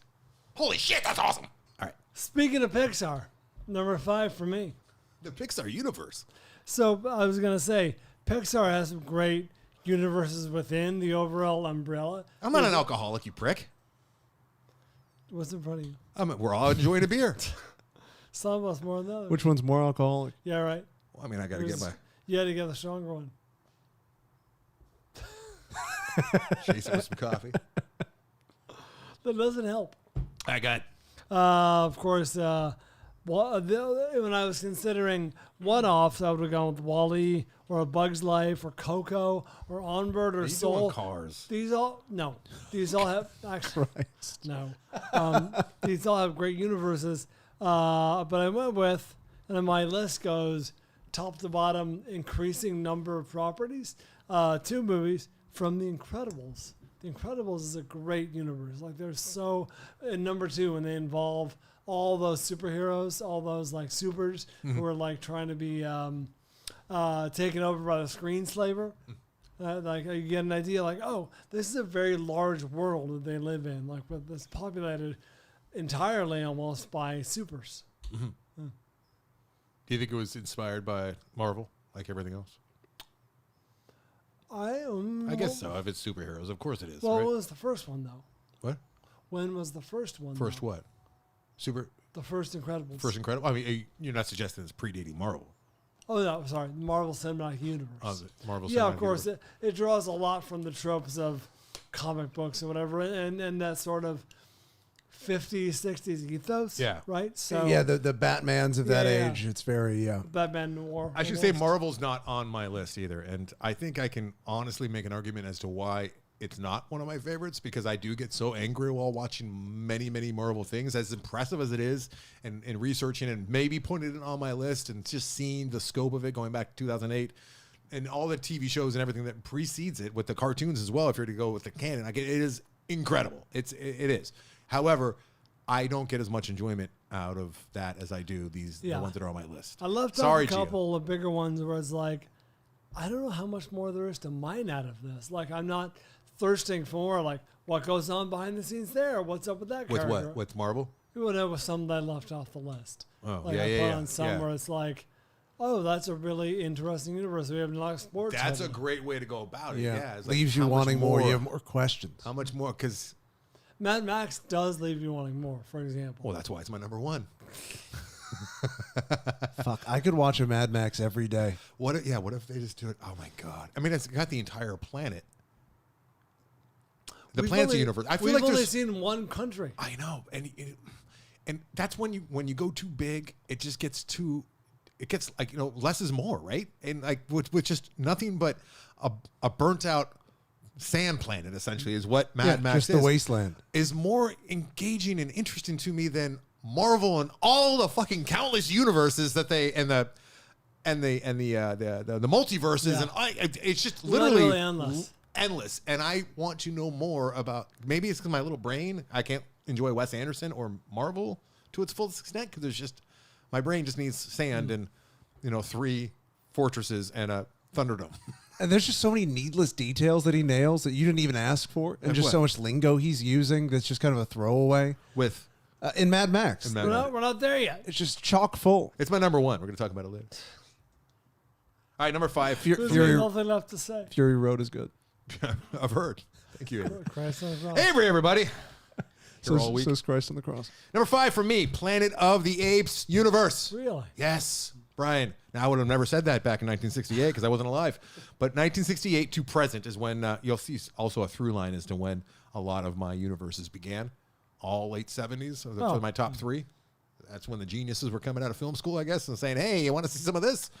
But and we'll continue to feed it and to your children as well. That's how they went. But yeah, Planet of the Apes, 1968 to present. It incorporates countless movies. And when I say countless, I mean 9, I think. So you're including Charlton Heston and his crooked, snarling teeth? The way I'm going about it is like, if you really want to dive in and, be a part of this entire world and what the creators, especially because, like I said a few weeks ago when we were covering Kingdom, is that it actually is the only, I think, tentpole franchise where that you can make true sense out. You don't have to make any apologies for the actual timeline in chronological order. And you were very upset about that at the time because you're like, no way. And then we talked a little bit more about it. And actually, you know what? I'm inedible. But yeah, it spans. He's a benevolent God. That's right. Thank you. A couple hundred years. And I have some problems with Mad Max, which is my number 1. So we'll be talking about it later. That's not possible. But apparently it spans 70 years, which would make Max a very old man in Fury Road, and especially the next one. And that's just not the case. So they're taking some liberties there. Sure. But maybe it's the nukes that caused him to be young. Ageless. Yeah. No, because then he looked like a ghoul from Fallout, true. so that can't work. That'd be sweet. I'm almost done with that. Fallout? 6 episodes in. Yeah, there's a lot to like in Fallout, but there's a lot not to like too. It's not no perfect. Mad Max. No. I should have said I didn't even read my notes. I was so wrapped up in The Incredibles. 2 films, 4 short films, 4 video games, and a theme park ride explore this universe. Thank you, Brian.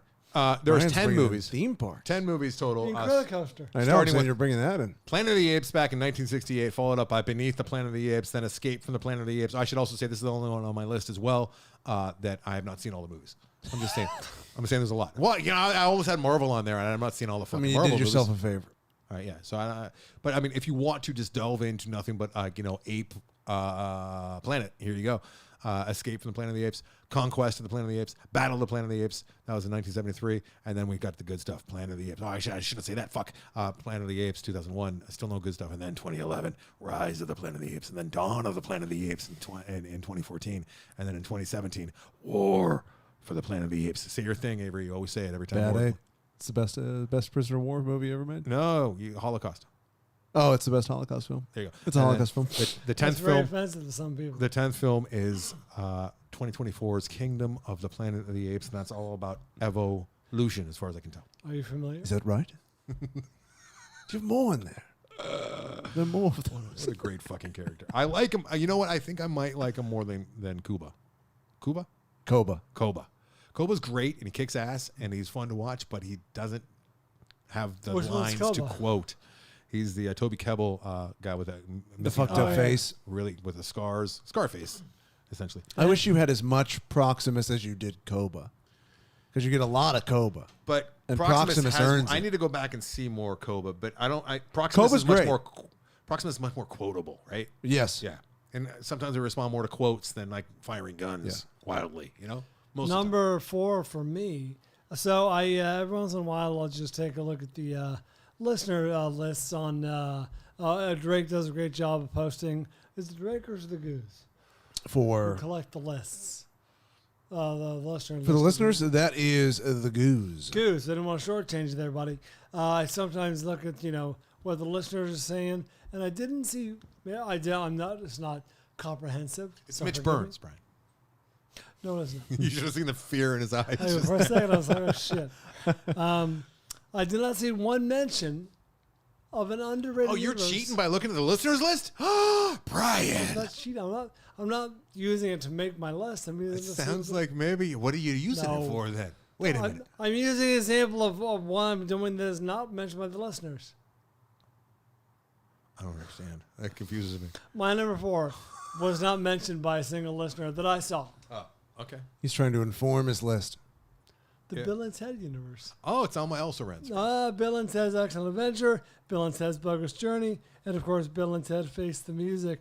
2 TV shows, comic books, video games, and apparently, I just learned this today in my research, Canceled Universal show? yes. Yes. Did you know about this? I did. You And a knew lot of about it 90s before? humor in there. You knew about it before today? Oh, yeah. I knew about it when it got canceled. Very homojoking. Yeah, very Yeah. homojoking. Lots of homojoking Didn't shit. age well. They were trying to do like the 90s thing to a live audience today. And they're like, that's not funny. Yeah. That's just hurtful. But like, Which it probably was. I don't remember Bill and Ted having that much homophobic material. Apparently. I don't know. I haven't gone In the back and seen movies. the original one. Maybe. I bet No, there I is. think, I think they hold up pretty well. I Yeah? think the stage play just Yeah, they just kind of went with just it. went for it. Like, let's Like, try this. There was a gay Superman one year. Yeah. Who was like, who like met George Takei and like went off to bang him. This is the now. Let's be clear. This is the live Universal Yes. show. This is the live adaptation. Wait, they would change it each year? Apparently. Yeah, I mean, you get bored with the same material. Jeez, right? I didn't know. I thought it was a 1-year thing. I didn't know they kept doing this shit. Oh no! I can't believe it was a for- show to begin with. Like And it was Bill and Ted. the Orlando theme park too. Like, Jesus. It was very. Just flannels tied around your waist, How do I popping get- off with the F word. How do I get that gig? You don't. Jesus. I don't think You- you want It that got gig. canceled.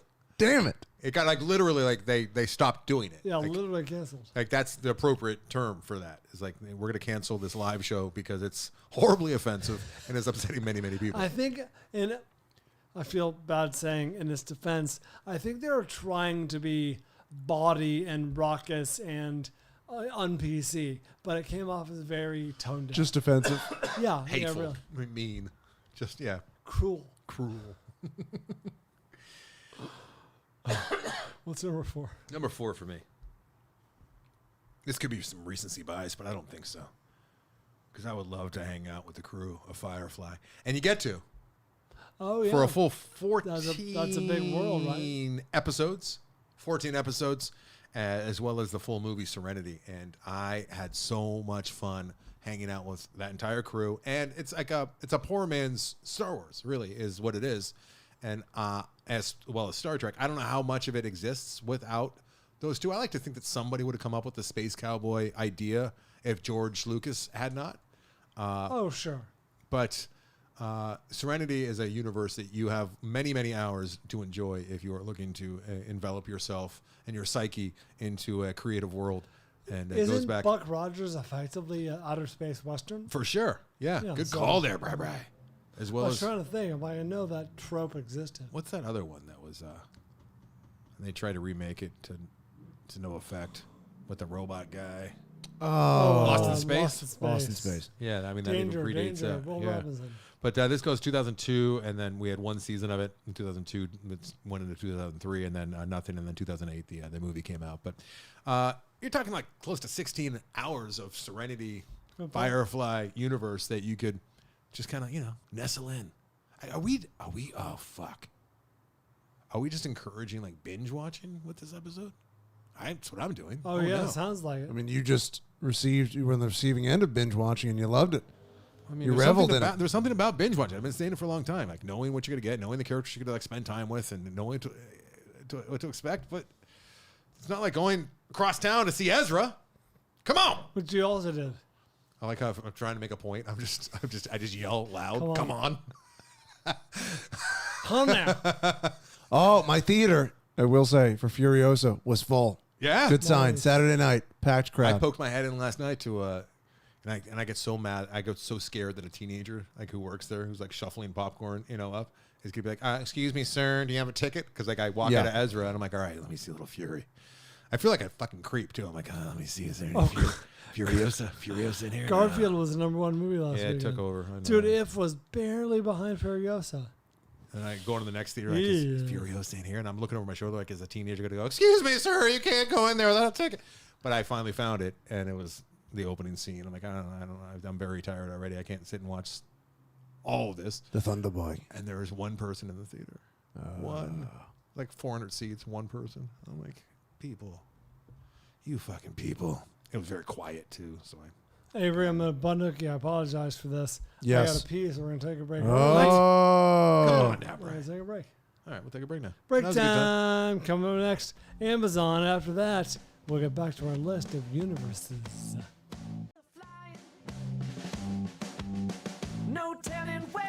All right, time to go over the interesting and notable purchases on Amazon. Oh, Anderson, you skipped out last week when I was describing. So we hit our bonus last month. That was really funny. It wasn't bad. Kind of funny to skip out right when you accused me of skipping. Okay, go ahead. We Hit our bonus, but we actually with a couple of dates to spare. Like we actually went over by a little bit, Nice. which is awesome. And I'm wondering if you think it's within the realm of possibility that we get the higher bonus this month. It would take a stretch, but I was saying, Avery, well, people are going to be buying Father's Day gifts. People are going to be buying graduation gifts. Barbecue, summer, 4th of July season is on the horizon. Getting ready for vacation? Yeah, going on vacation. Gotta buy that sunscreen. Buy the small ones, though. Listener, please. For planes. Don't go out of your way, buy something you wouldn't buy, spend money you wouldn't spend. But if there's something you're like, I kind of need this thing, consider tapping that banner, that link on and bookmark it, right? That still works, right? Yep. If you really like this show, you're not a Patreon subscriber, and you want to make sure that it continues to go and that we continue to be able to put the work and Bryan can continue to get his chemo medication, just bookmark it. I need it. Yeah. Do it for Bryan's So he health. claims. Do it for Bryan's health. No one's ever asked to see him. All right.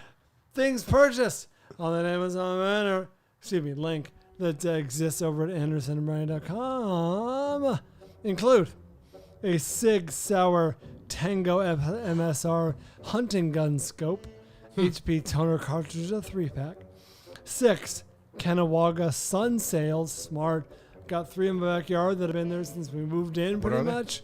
And those things are great. Can't live without them. What are they? Sun sails for your backyard. Oh, yeah. Shades the yard. Shade sails, sun sails, whatever we call them. Is it funny? One of those things where the opposite thing means the same thing. Sun sail, shade sail.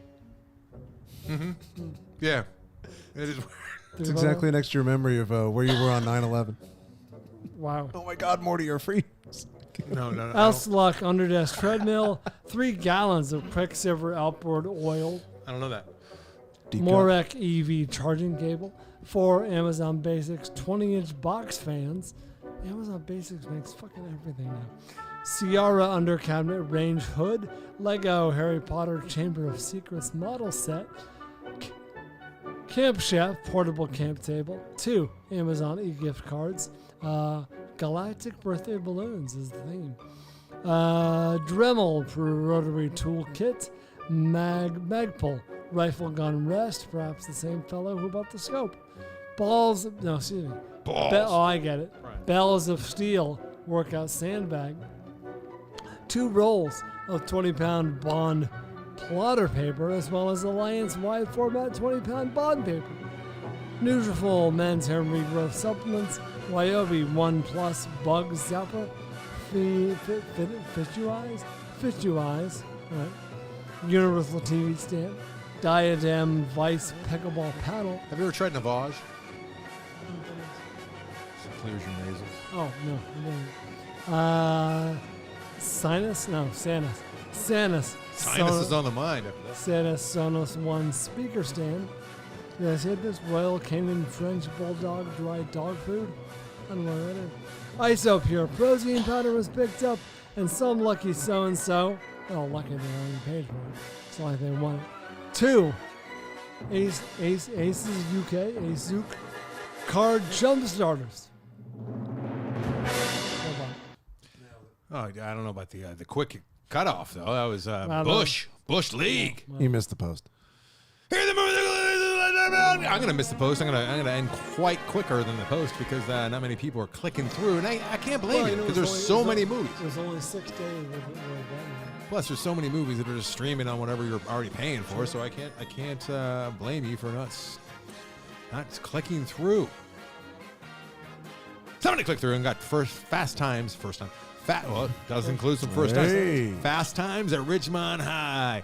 Clash of the Titans, the 1981 version. Fuck to the yes. I remember showing Atticus a trailer for the 1981 original Clash of the Titans, and then the new release, the Kraken Clash of the Titans. Asked the little man which one he liked more, and he went with the claymation Clash of the Titans. And I gave him a big fist bump, and I said, way to go, bro. I've never seen it, but it always looked sweet as a kid. It's pretty sweet. It's pretty good. It looked pretty sweet. And it makes you like Noah all that much more because you have an appreciation for that stop motion animation. You ever see Noah? No, but I've heard you say good things. Fuck It's on my yes with list. Noah. Watch the Noah. God damn, I love that Noah. Brian, you stop it. talking Noah about fucking last rules. week, right? Aronofsky's Noah. It's probably been a while. The Last Days of Disco was clicked through. Fuck to the S with the Last Days of Disco. Look at that. Last Days of goddamn Disco. All right. Be Natural, the untold story of Alice Guy Blanchet. A League of Their Own was clicked through, as well as Mad Max Furry Road? What is this? Furry rad. Yeah, Fury yeah. Road. The dress The in- Last Stop the in dress Yuma animal County. costumes. Immaculate True Lies in the Abyss Ultimate Collector's Edition. Ooh, that's a lot of bean. They released that in 4K, right? I think that was Yeah, it just, is. yeah. That's right. This is like honestly, this is like a $50 or $60 like box set. So thank you for using our link. Which one is that? The Abyss. Oh, really? Yeah. Like they actually had to go retrieve it and mine it from Yeah, from the deep. Challenger 7 or whatever it's called. What do they call it? Challenger Deep. Challenger 7. No, The Last Days of Disco is a movie that doesn't come up. Whit Stillman wrote and directed it. And Is Michael Bean in it? it's very, very 90s. But he Okay, made dude. Bane. Oh, I know him. Last Days of Disco, yeah. Oh, look, I missed that It Last was Days a of Disco. painful episode in my past. All right. You know what? Back to the program.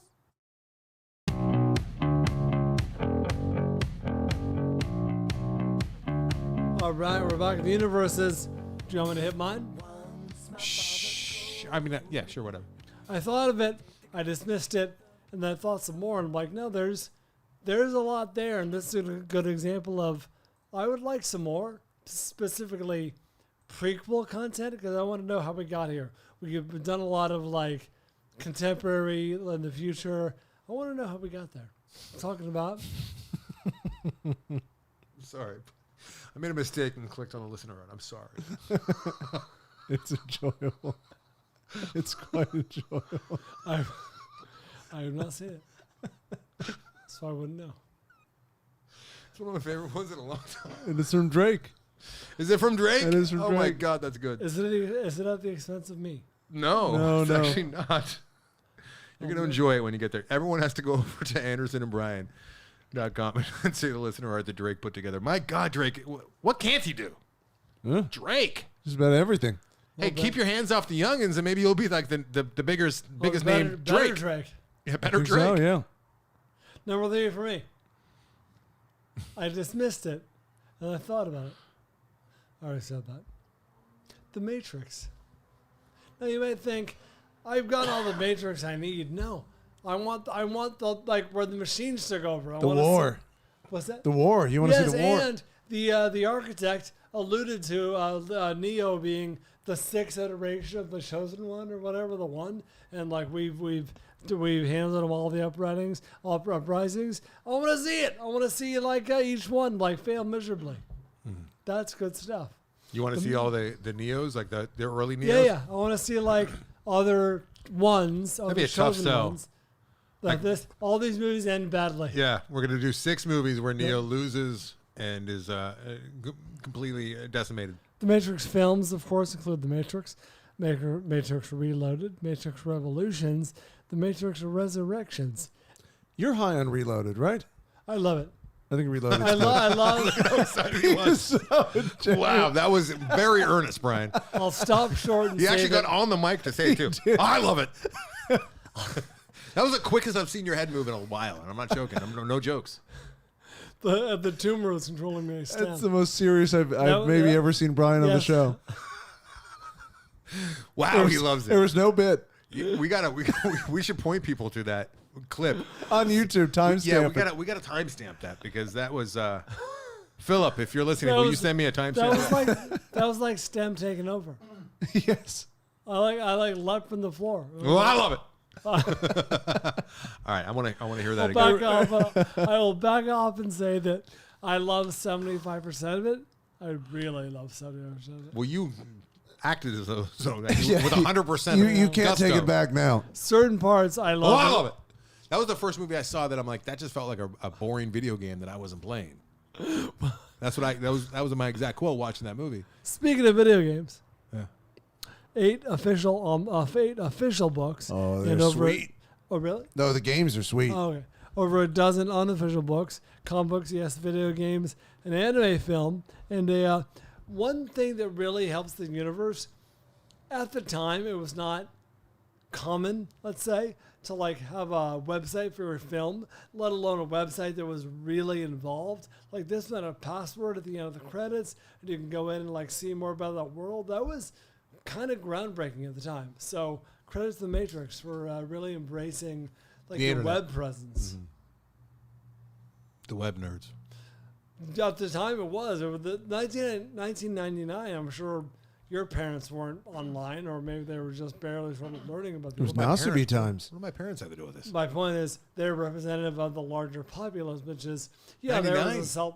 No, I mean, as far as movies go, like this movie was aimed at me, not the booms.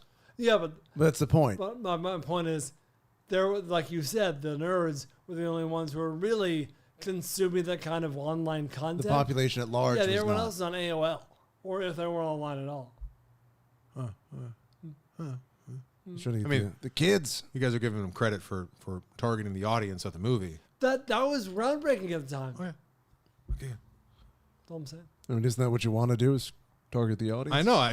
Of course. I mean, it's kind of a no-brainer. I don't know why everyone's so excited about it. It's like Well, 'cause they weren't doing telecalls and doing like they didn't have Yes, Jerry's kids. What you accept as very normal today was kind of ahead of its time.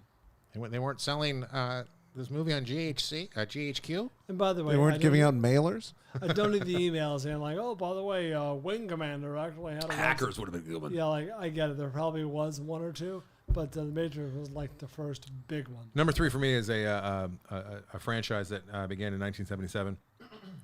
It's a universe you can envelop yourself in. Imagine the person listening to this. They're like, you know what? I have an idea of who Luke Skywalker is, but don't really know that much about his evolution, learn more his about this storyline. Yeah, universe. you can. You got a lot. Here's what you have to look forward to if you'd like to delve in to the old Star Wars universe. Most of these I've seen actually, which is not all, but most. Movie 1977, New Hope, and then you got Empire Strikes Back 1980, Return of the Jedi 83, right, and then Phantom Menace. Fucking thank God. Or you're skipping over the TV specials. Return to Endor. 1999. No, Brian, I'm doing it in chronological order. Yeah, there's like 1981. 1981 TV shows. Yeah, there was the holiday special. There was. I'm not doing that. Oh, yeah, the films. I understand. Attack of the Clones 2002, Phantom Menace. I already said that.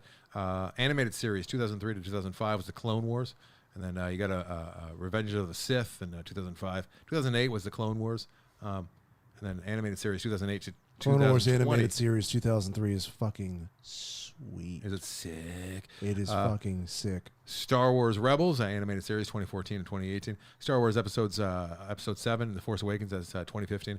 Then you got you can spend probably a full weekend, or maybe a month. A Star Wars story movie, 2016. God, I forgot about Rogue One. Star Wars, actually, episode 8, The Last Jedi, 2017. Remember when Luke's on that island? He's like, and he runs off. Milk. It's like, what the fuck? He's drinking porg milk. The Rise of Skywalker, 2019. Solo, a Star Wars story. I skipped over 2018. I really like that Solo. I'm kind of alone. I'm kind of solo on liking Solo, but I really like Solo.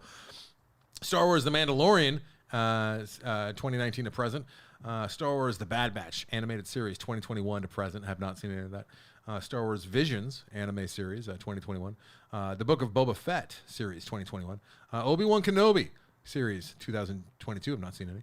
Star Wars Andor. I've heard very good things from many of you, and I've heard that series 2022 and it's done. And then Young Jedi Adventures animated series, spring 2023. There's a new one. Star Wars Ahsoka series 2023. Dog shit. I do. And that's all The I got. The Acolyte, just dropped. as you hear this. All right, Oh, so is it let's add today? that. Well, as when it the comes people out, hear okay. this, yes. Yeah. I think it's tomorrow. Well, people. June 3rd or June 4th. The Yeah. Acolyte. There are many people who have not seen any Star Wars. I'm not saying they're listening to this, but I mean there is. Are there? There's going to be. These are going to be available for generations to come, and there's going to be kids. My son, not so much one of them, because I forced it on him when he was like 3. Like, we're gonna force. Yes, That's a pun. okay. It wasn't meant to be forced. See, he's like, I get it. I recognize the same word. 1 in 1,000. That's a pun and a callback. But no one gets that callback except for me, you, and Avery. But it's a callback to Brian trying to make the callback. With yeah. 1,000 and 1 in 1,000. It's more like 1 in 10,000. How many people who try to be stand-ups actually make it as stand-ups? like legitimately fair. try to make it a career, or just do a couple open nights? Get paid. Become professional. No, I'm saying the people I'm who saying get start paid. by But people who like pursue it seriously. We're saying for, let's say, several years before Yeah. giving up. Yeah.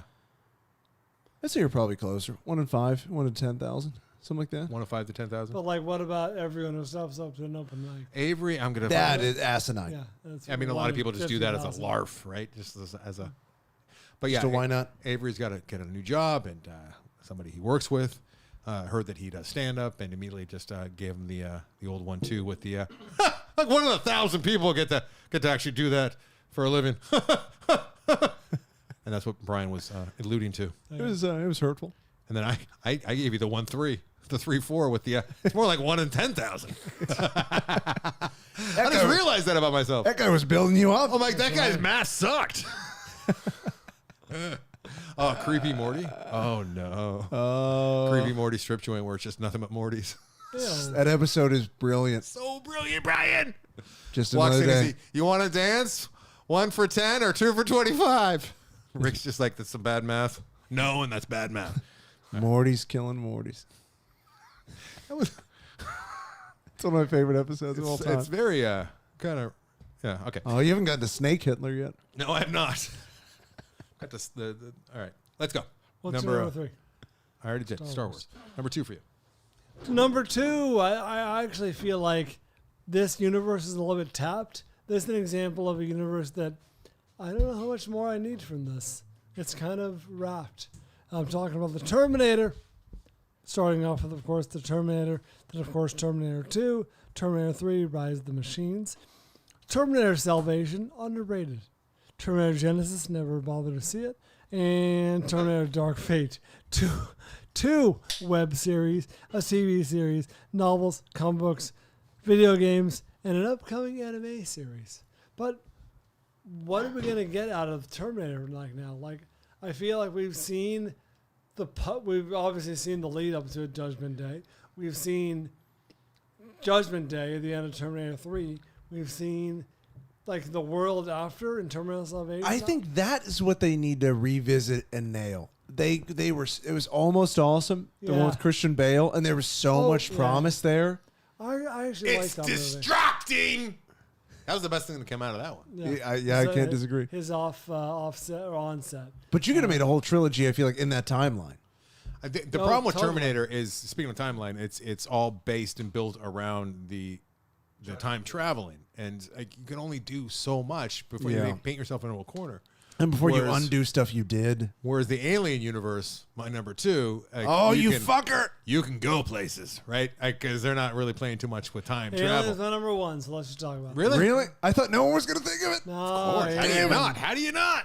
I thought it was going to be clever. It's such a great fucking world, and I don't want to. Do you have the list of movies? Yeah, so here's what the Alien franchise will give you, and here's what the universe. And if you want to just envelop yourself and snuggle right in, maybe you got like an aversion to H.R. Giger's work, and like that world is too scary. But now you've grown up a little bit, and it's like what? It's time. It's time to watch this movie. Apparently, it was giving people heart attacks, and they were dying in the aisles. I don't know if they're dying. That's what my parents. My mom was all dressed up. They didn't go out very often. Bye, honey. Bye, Mom. I love you. Where are you going? I was like 5 years old. I'll never forget. I could point to the spot in the house where it happened, right by the front door. And she's like, give me a kiss. I can tell you what she smelled like. She kissed me and she had lipstick on. And I'm like, where do you go, Mom? And she goes, we're going to see a movie where it's so scary. People are dying. Bye. They're dying and having heart attacks in the aisle. Brothers. Bye. Have fun watching Clockwork Orange, which is what happened. Oh, my God. Getting high. I wasn't getting high at 5. It was that was 7 or 8. Yeah, that was a momentous day in your life. I was smoking weed, and my little brother was looking through the window. He's like, "What are you guys doing?" And I remember one of my babysitters said, "We're blowing bubbles." I was terrified. It was out of a beaker. It was actually not a beaker. It was one of those, those Petri things. dish? Oh, a flask? Like an It was like- Erlenmeyer?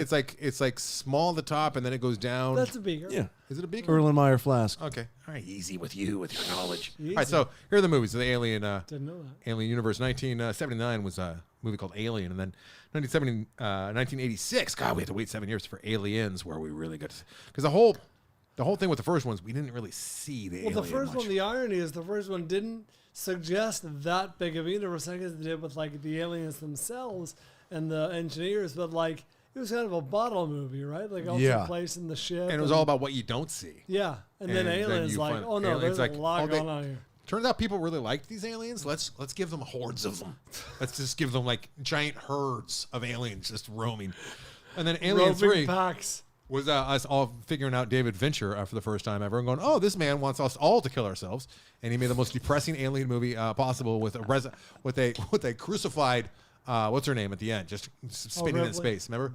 She's just like the Jesus I've factor only seen there. cross crucified. I don't know if I understood that. I was a little bit lost, I've but I only still seen liked Jesus it. on the cross. Alien Resurrection, you got there with Jean-Pierre Jeunet. The director of Amelie.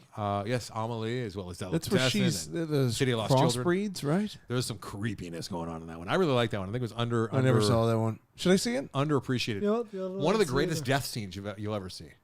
Is that a It is yes? very inventive. That's a yes. Dude, if you love this universe, I do. immediately watch this. Really? Alien Resurrection? Yeah, you got to watch the half human, half alien. Where's Oh, the shit. shit? It's like, and there's like some pathos going on. Like she's actually sad for this thing. Oh, I do like getting dusty. All right. It's pretty. You're gonna come in here after watching this, going, "What the fuck did I just watch?" Alien Res on It's one of those- Hulu. and they Ooh, swim. Hulu. They swim, Avery. Oh. They're very adept at swimming, much like iguanas. Like you don't imagine iguana just like knifing through water, but these guys do, just like iguanas do. Yeah, you're gonna enjoy it. And then Prometheus, of course, in 2012. I like Prometheus. I was at the actual location where they shot the opening scene, where the engineer is at the waterfall. It's And he collapses? Demifoss. That was the name. We Oh, walked yeah. almost a Iceland, mile, right? almost a mile in Iceland to get there. It was a very uneven footing. Atticus was Terrain. crying by the time we got there, but we got to go see that amazing waterfall where the dude. And as soon as I got there, there was an annoying couple. Hey, can you take our picture? I'm like, oh my god, we're out here in the middle of fucking nowhere. Literally, I can't see anything except for these two Except for people you. and my wife and my child.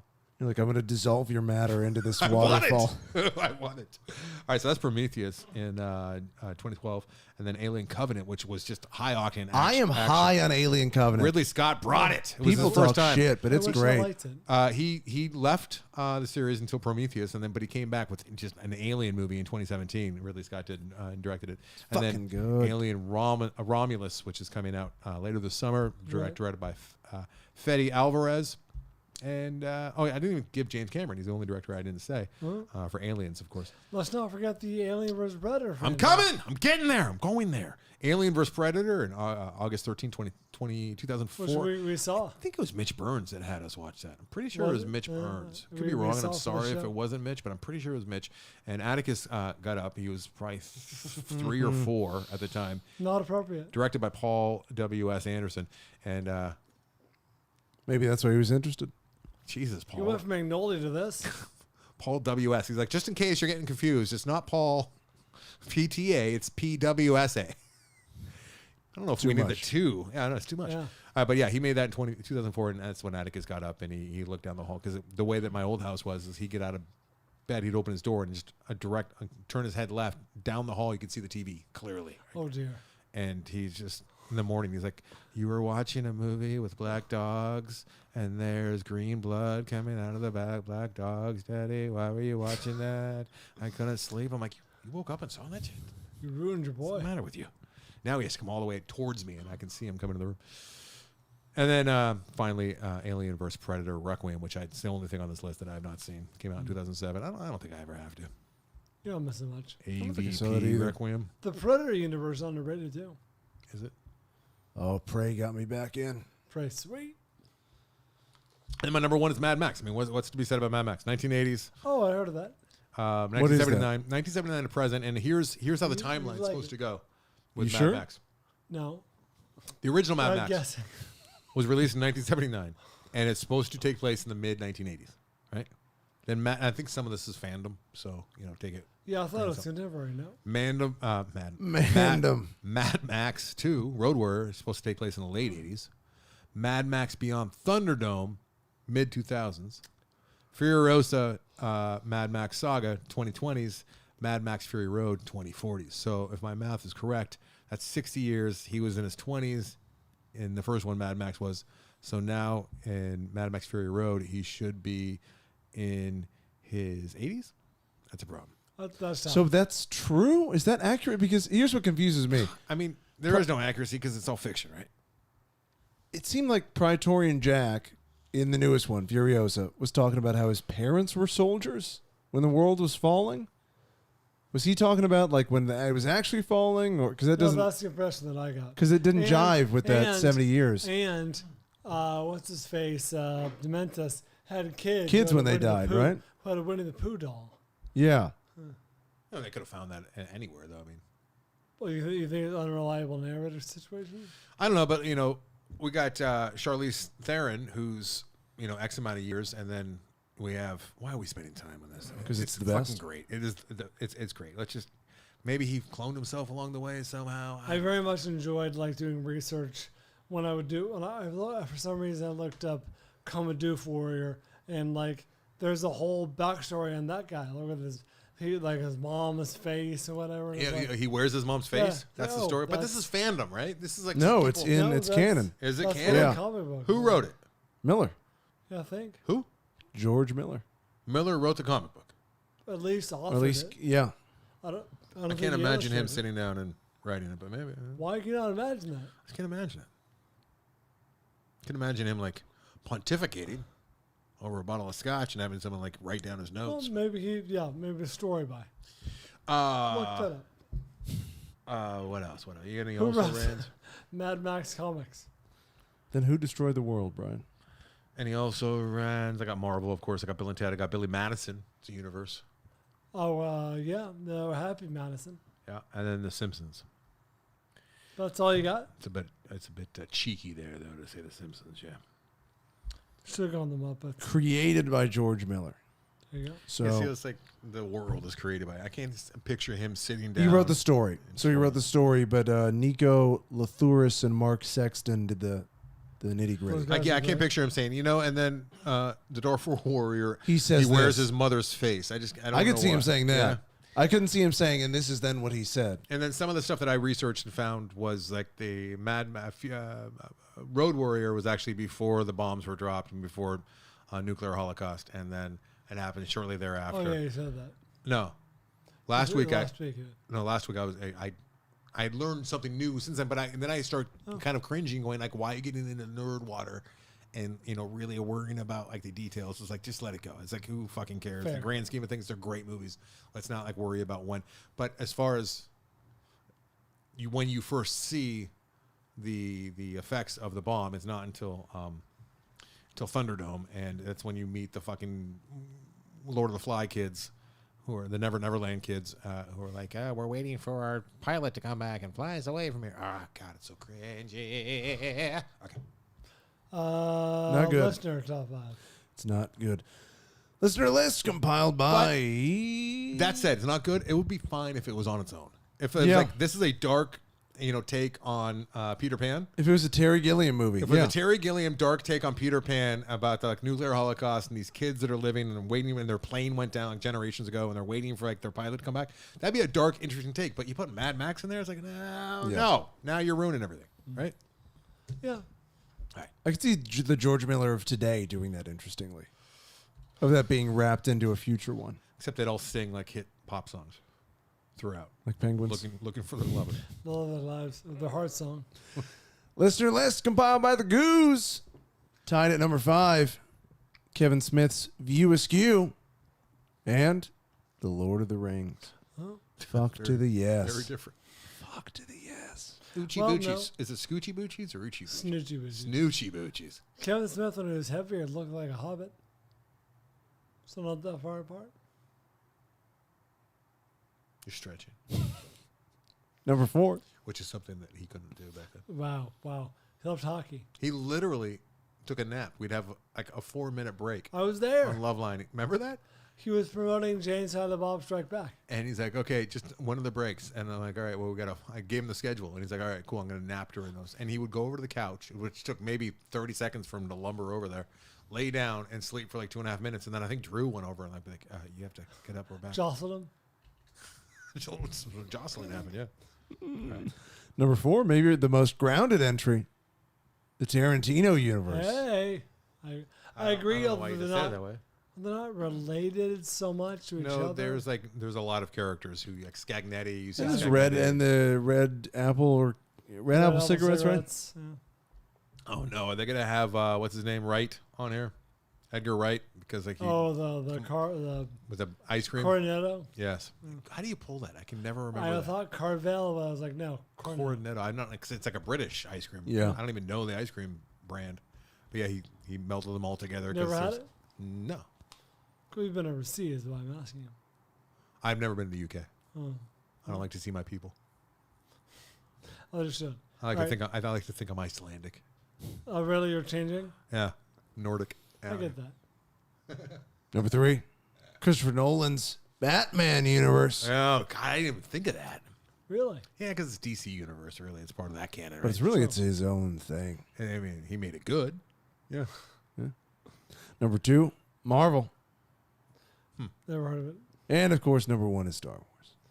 Marvel deserves to be on there. It's the greatest of example course. of a universe.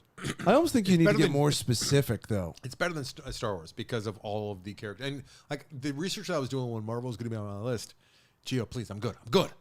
Geo, I'm good. But when I was doing my research, I couldn't even find, Geo, I'm good. Couldn't find lists. Oh, Christ.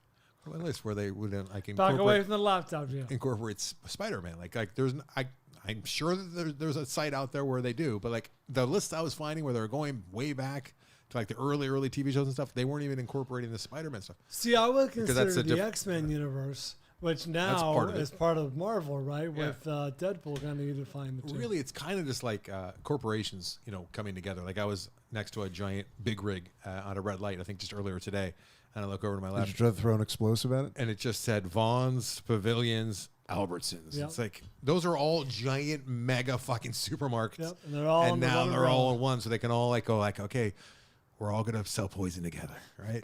And we're all gonna fucking bribe the I FDA doubt they together. would say that.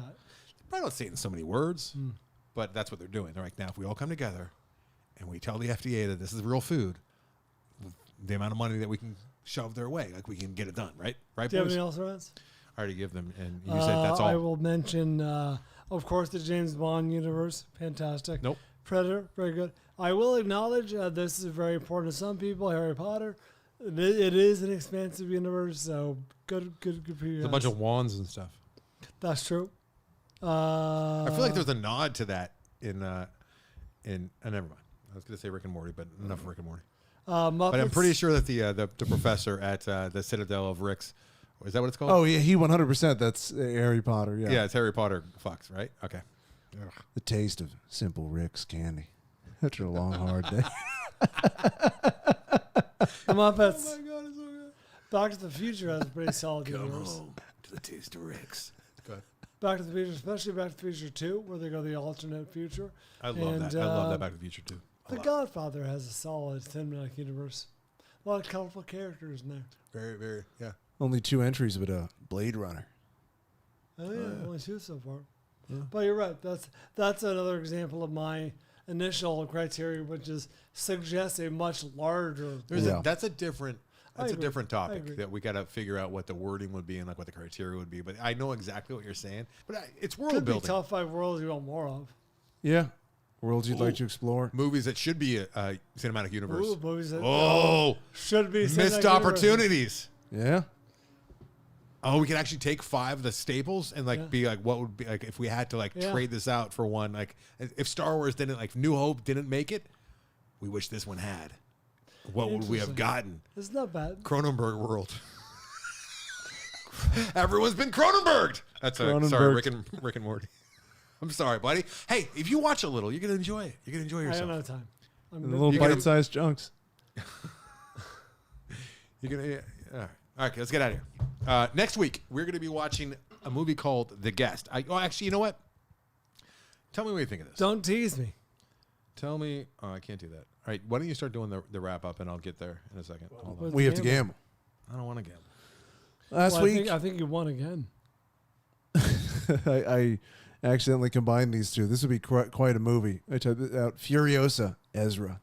That would be quite a film. Mad Ezra. I bet there's a lot of autism in the Mad Max world. I don't doubt it. You know what? I think you're right about that. Yeah. Last week, we gambled on Ezra. Anderson gets 50, Bryan 49. Damn it.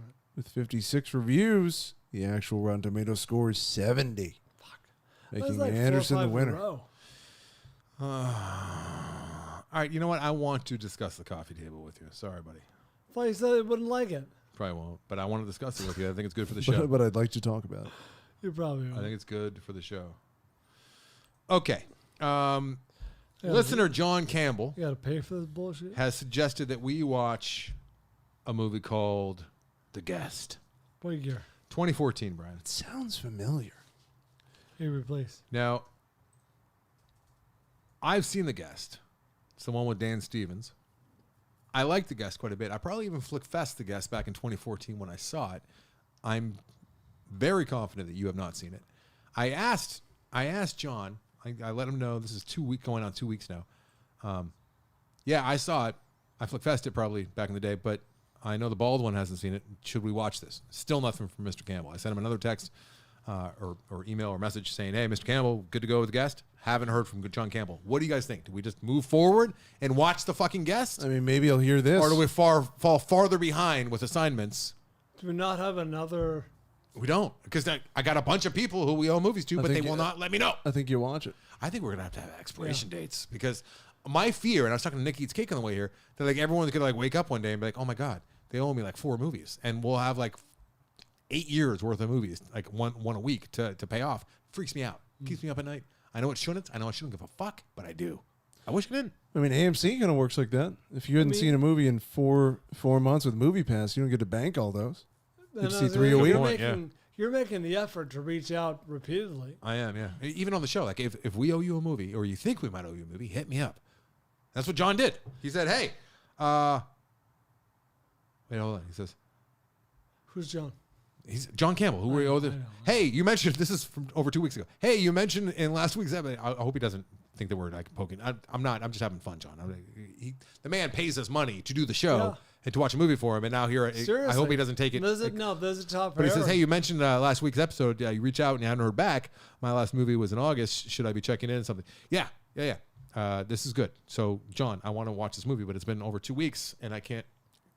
Plus, people that I don't communicate directly through email, and I communicate with them through the Patreon. That's where like they don't see it sometimes, because I think that it gets lost in the email. I don't know, but just guys, I can't continue to chase you down and say, hey, what movie? So if we owe you money, if you're paying us money, and we owe you a movie, please hit me up, okay?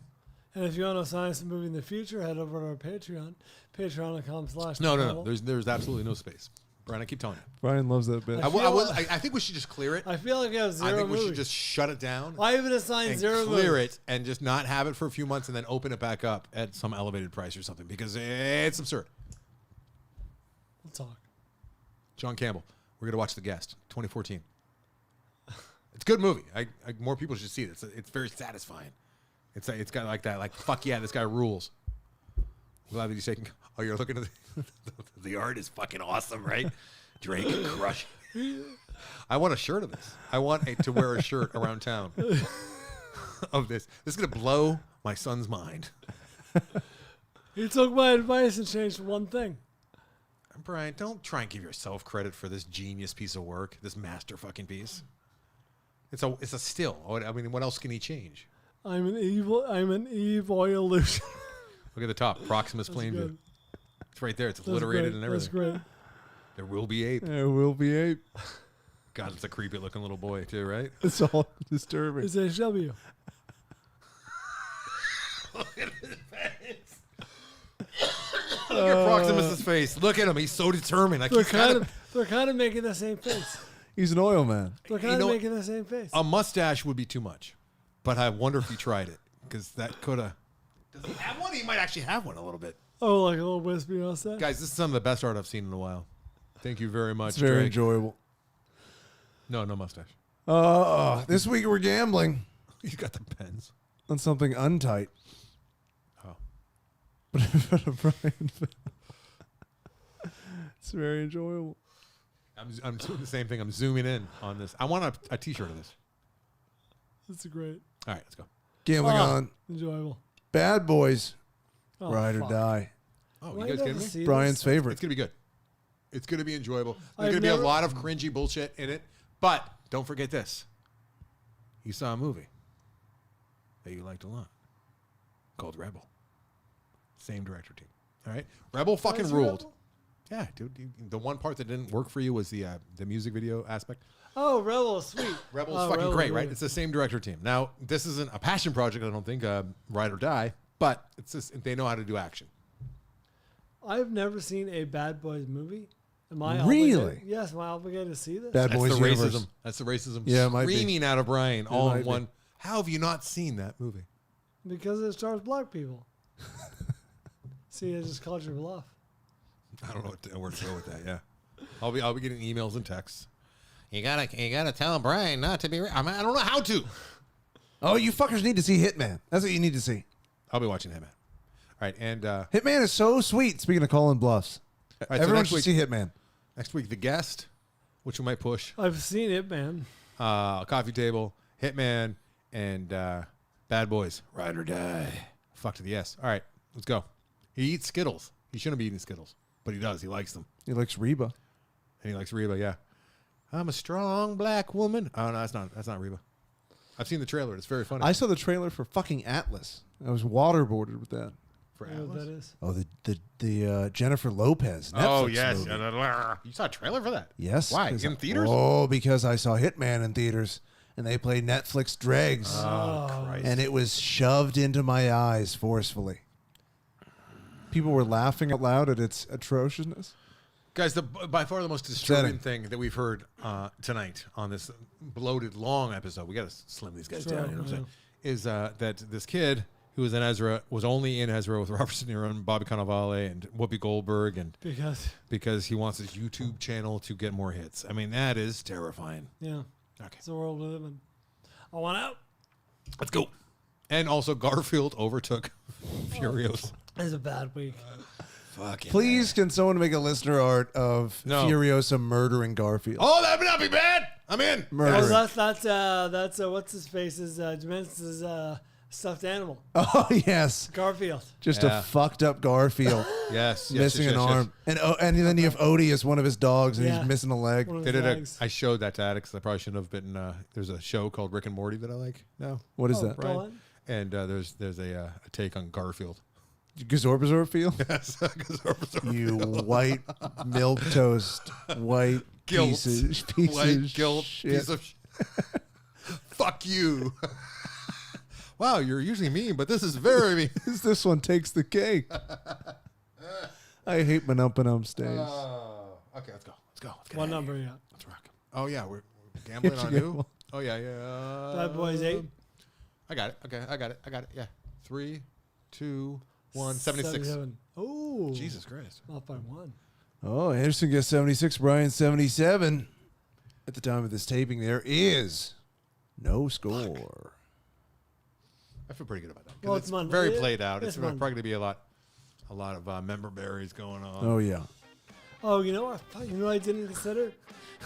Rick was talking about he lost all of his brain power, all of his memories, right? Is the memory, the mind blower, the Morty's Mind Blowers. Morty's mind blowers, yeah.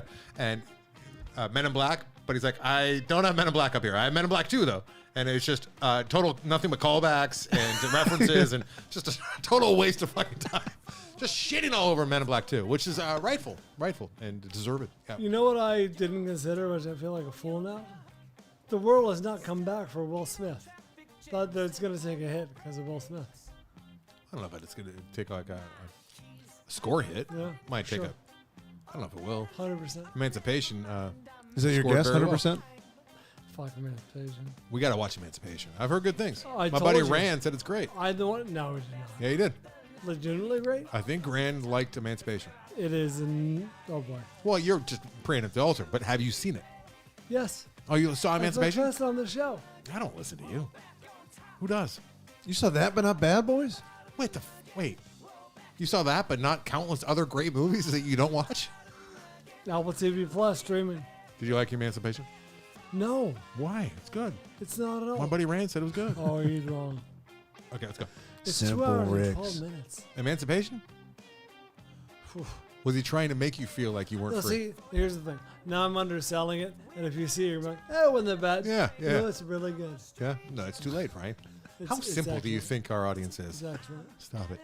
It's well worth your time. Let's go. Let's rock it. Thank you, Nick Eats Cake, for signing us Alice in the Cities. If you want to be an insider, head over to our Patreon. Patreon. No!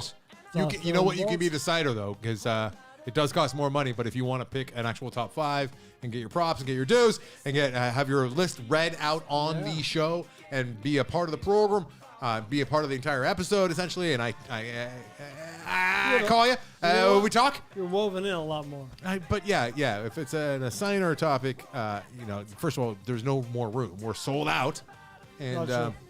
but yeah, I if you got want to be a 0 decider, movies if you want to be coming. like Florence and be a decider, that's what you do. That's the ticket. All right.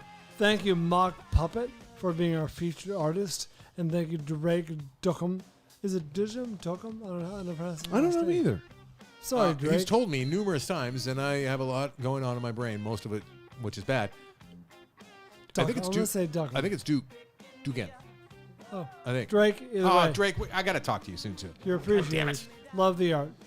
AndersonandBryan.com is the website. Our Instagram is Anderson and Bryan. Our TikTok is Anderson and Bryan. The Film Vault's on Twitter. The Film Vault's on Facebook. The Film Vault Podcast on YouTube. Thank you, Drake, whatever your last name is, Giovanni, Michael, Goose, and Eric Kath. I think it's Appreciate- Dukem, like Duke. Dukem. I Like think it's Duke Dukem. Nukem. Like Duke Nukem. Thank you guys for making the show go. Appreciate you. Don't say that. What's that? Don't say that. Making the show go. Oh, thanks for being the fuel in our tank. There you go. There you go. Don't say keeping the pirate lights on or whatever that bullshit is. I'll keep the lights on. The pirate ship. Yeah. You want to keep the lights on the pirate ship over at Comedy Confessional Okay. Well. this Friday. Yeah, At oh, yeah. Confess Comedy. Okay. Yeah. This is the kind of thing that I'll feel bad for in the shower tomorrow, thinking like, oh God, Avery didn't get a good plug in there. At Confess Comedy. If you want to see 1 in 10,000, you come on down. Avery's really good, and usually he picks very, very good talent Yes. to surround him, which is ballsy because usually like somebody with such a small ego, a fragile ego, would have like bad comedians yes. come on.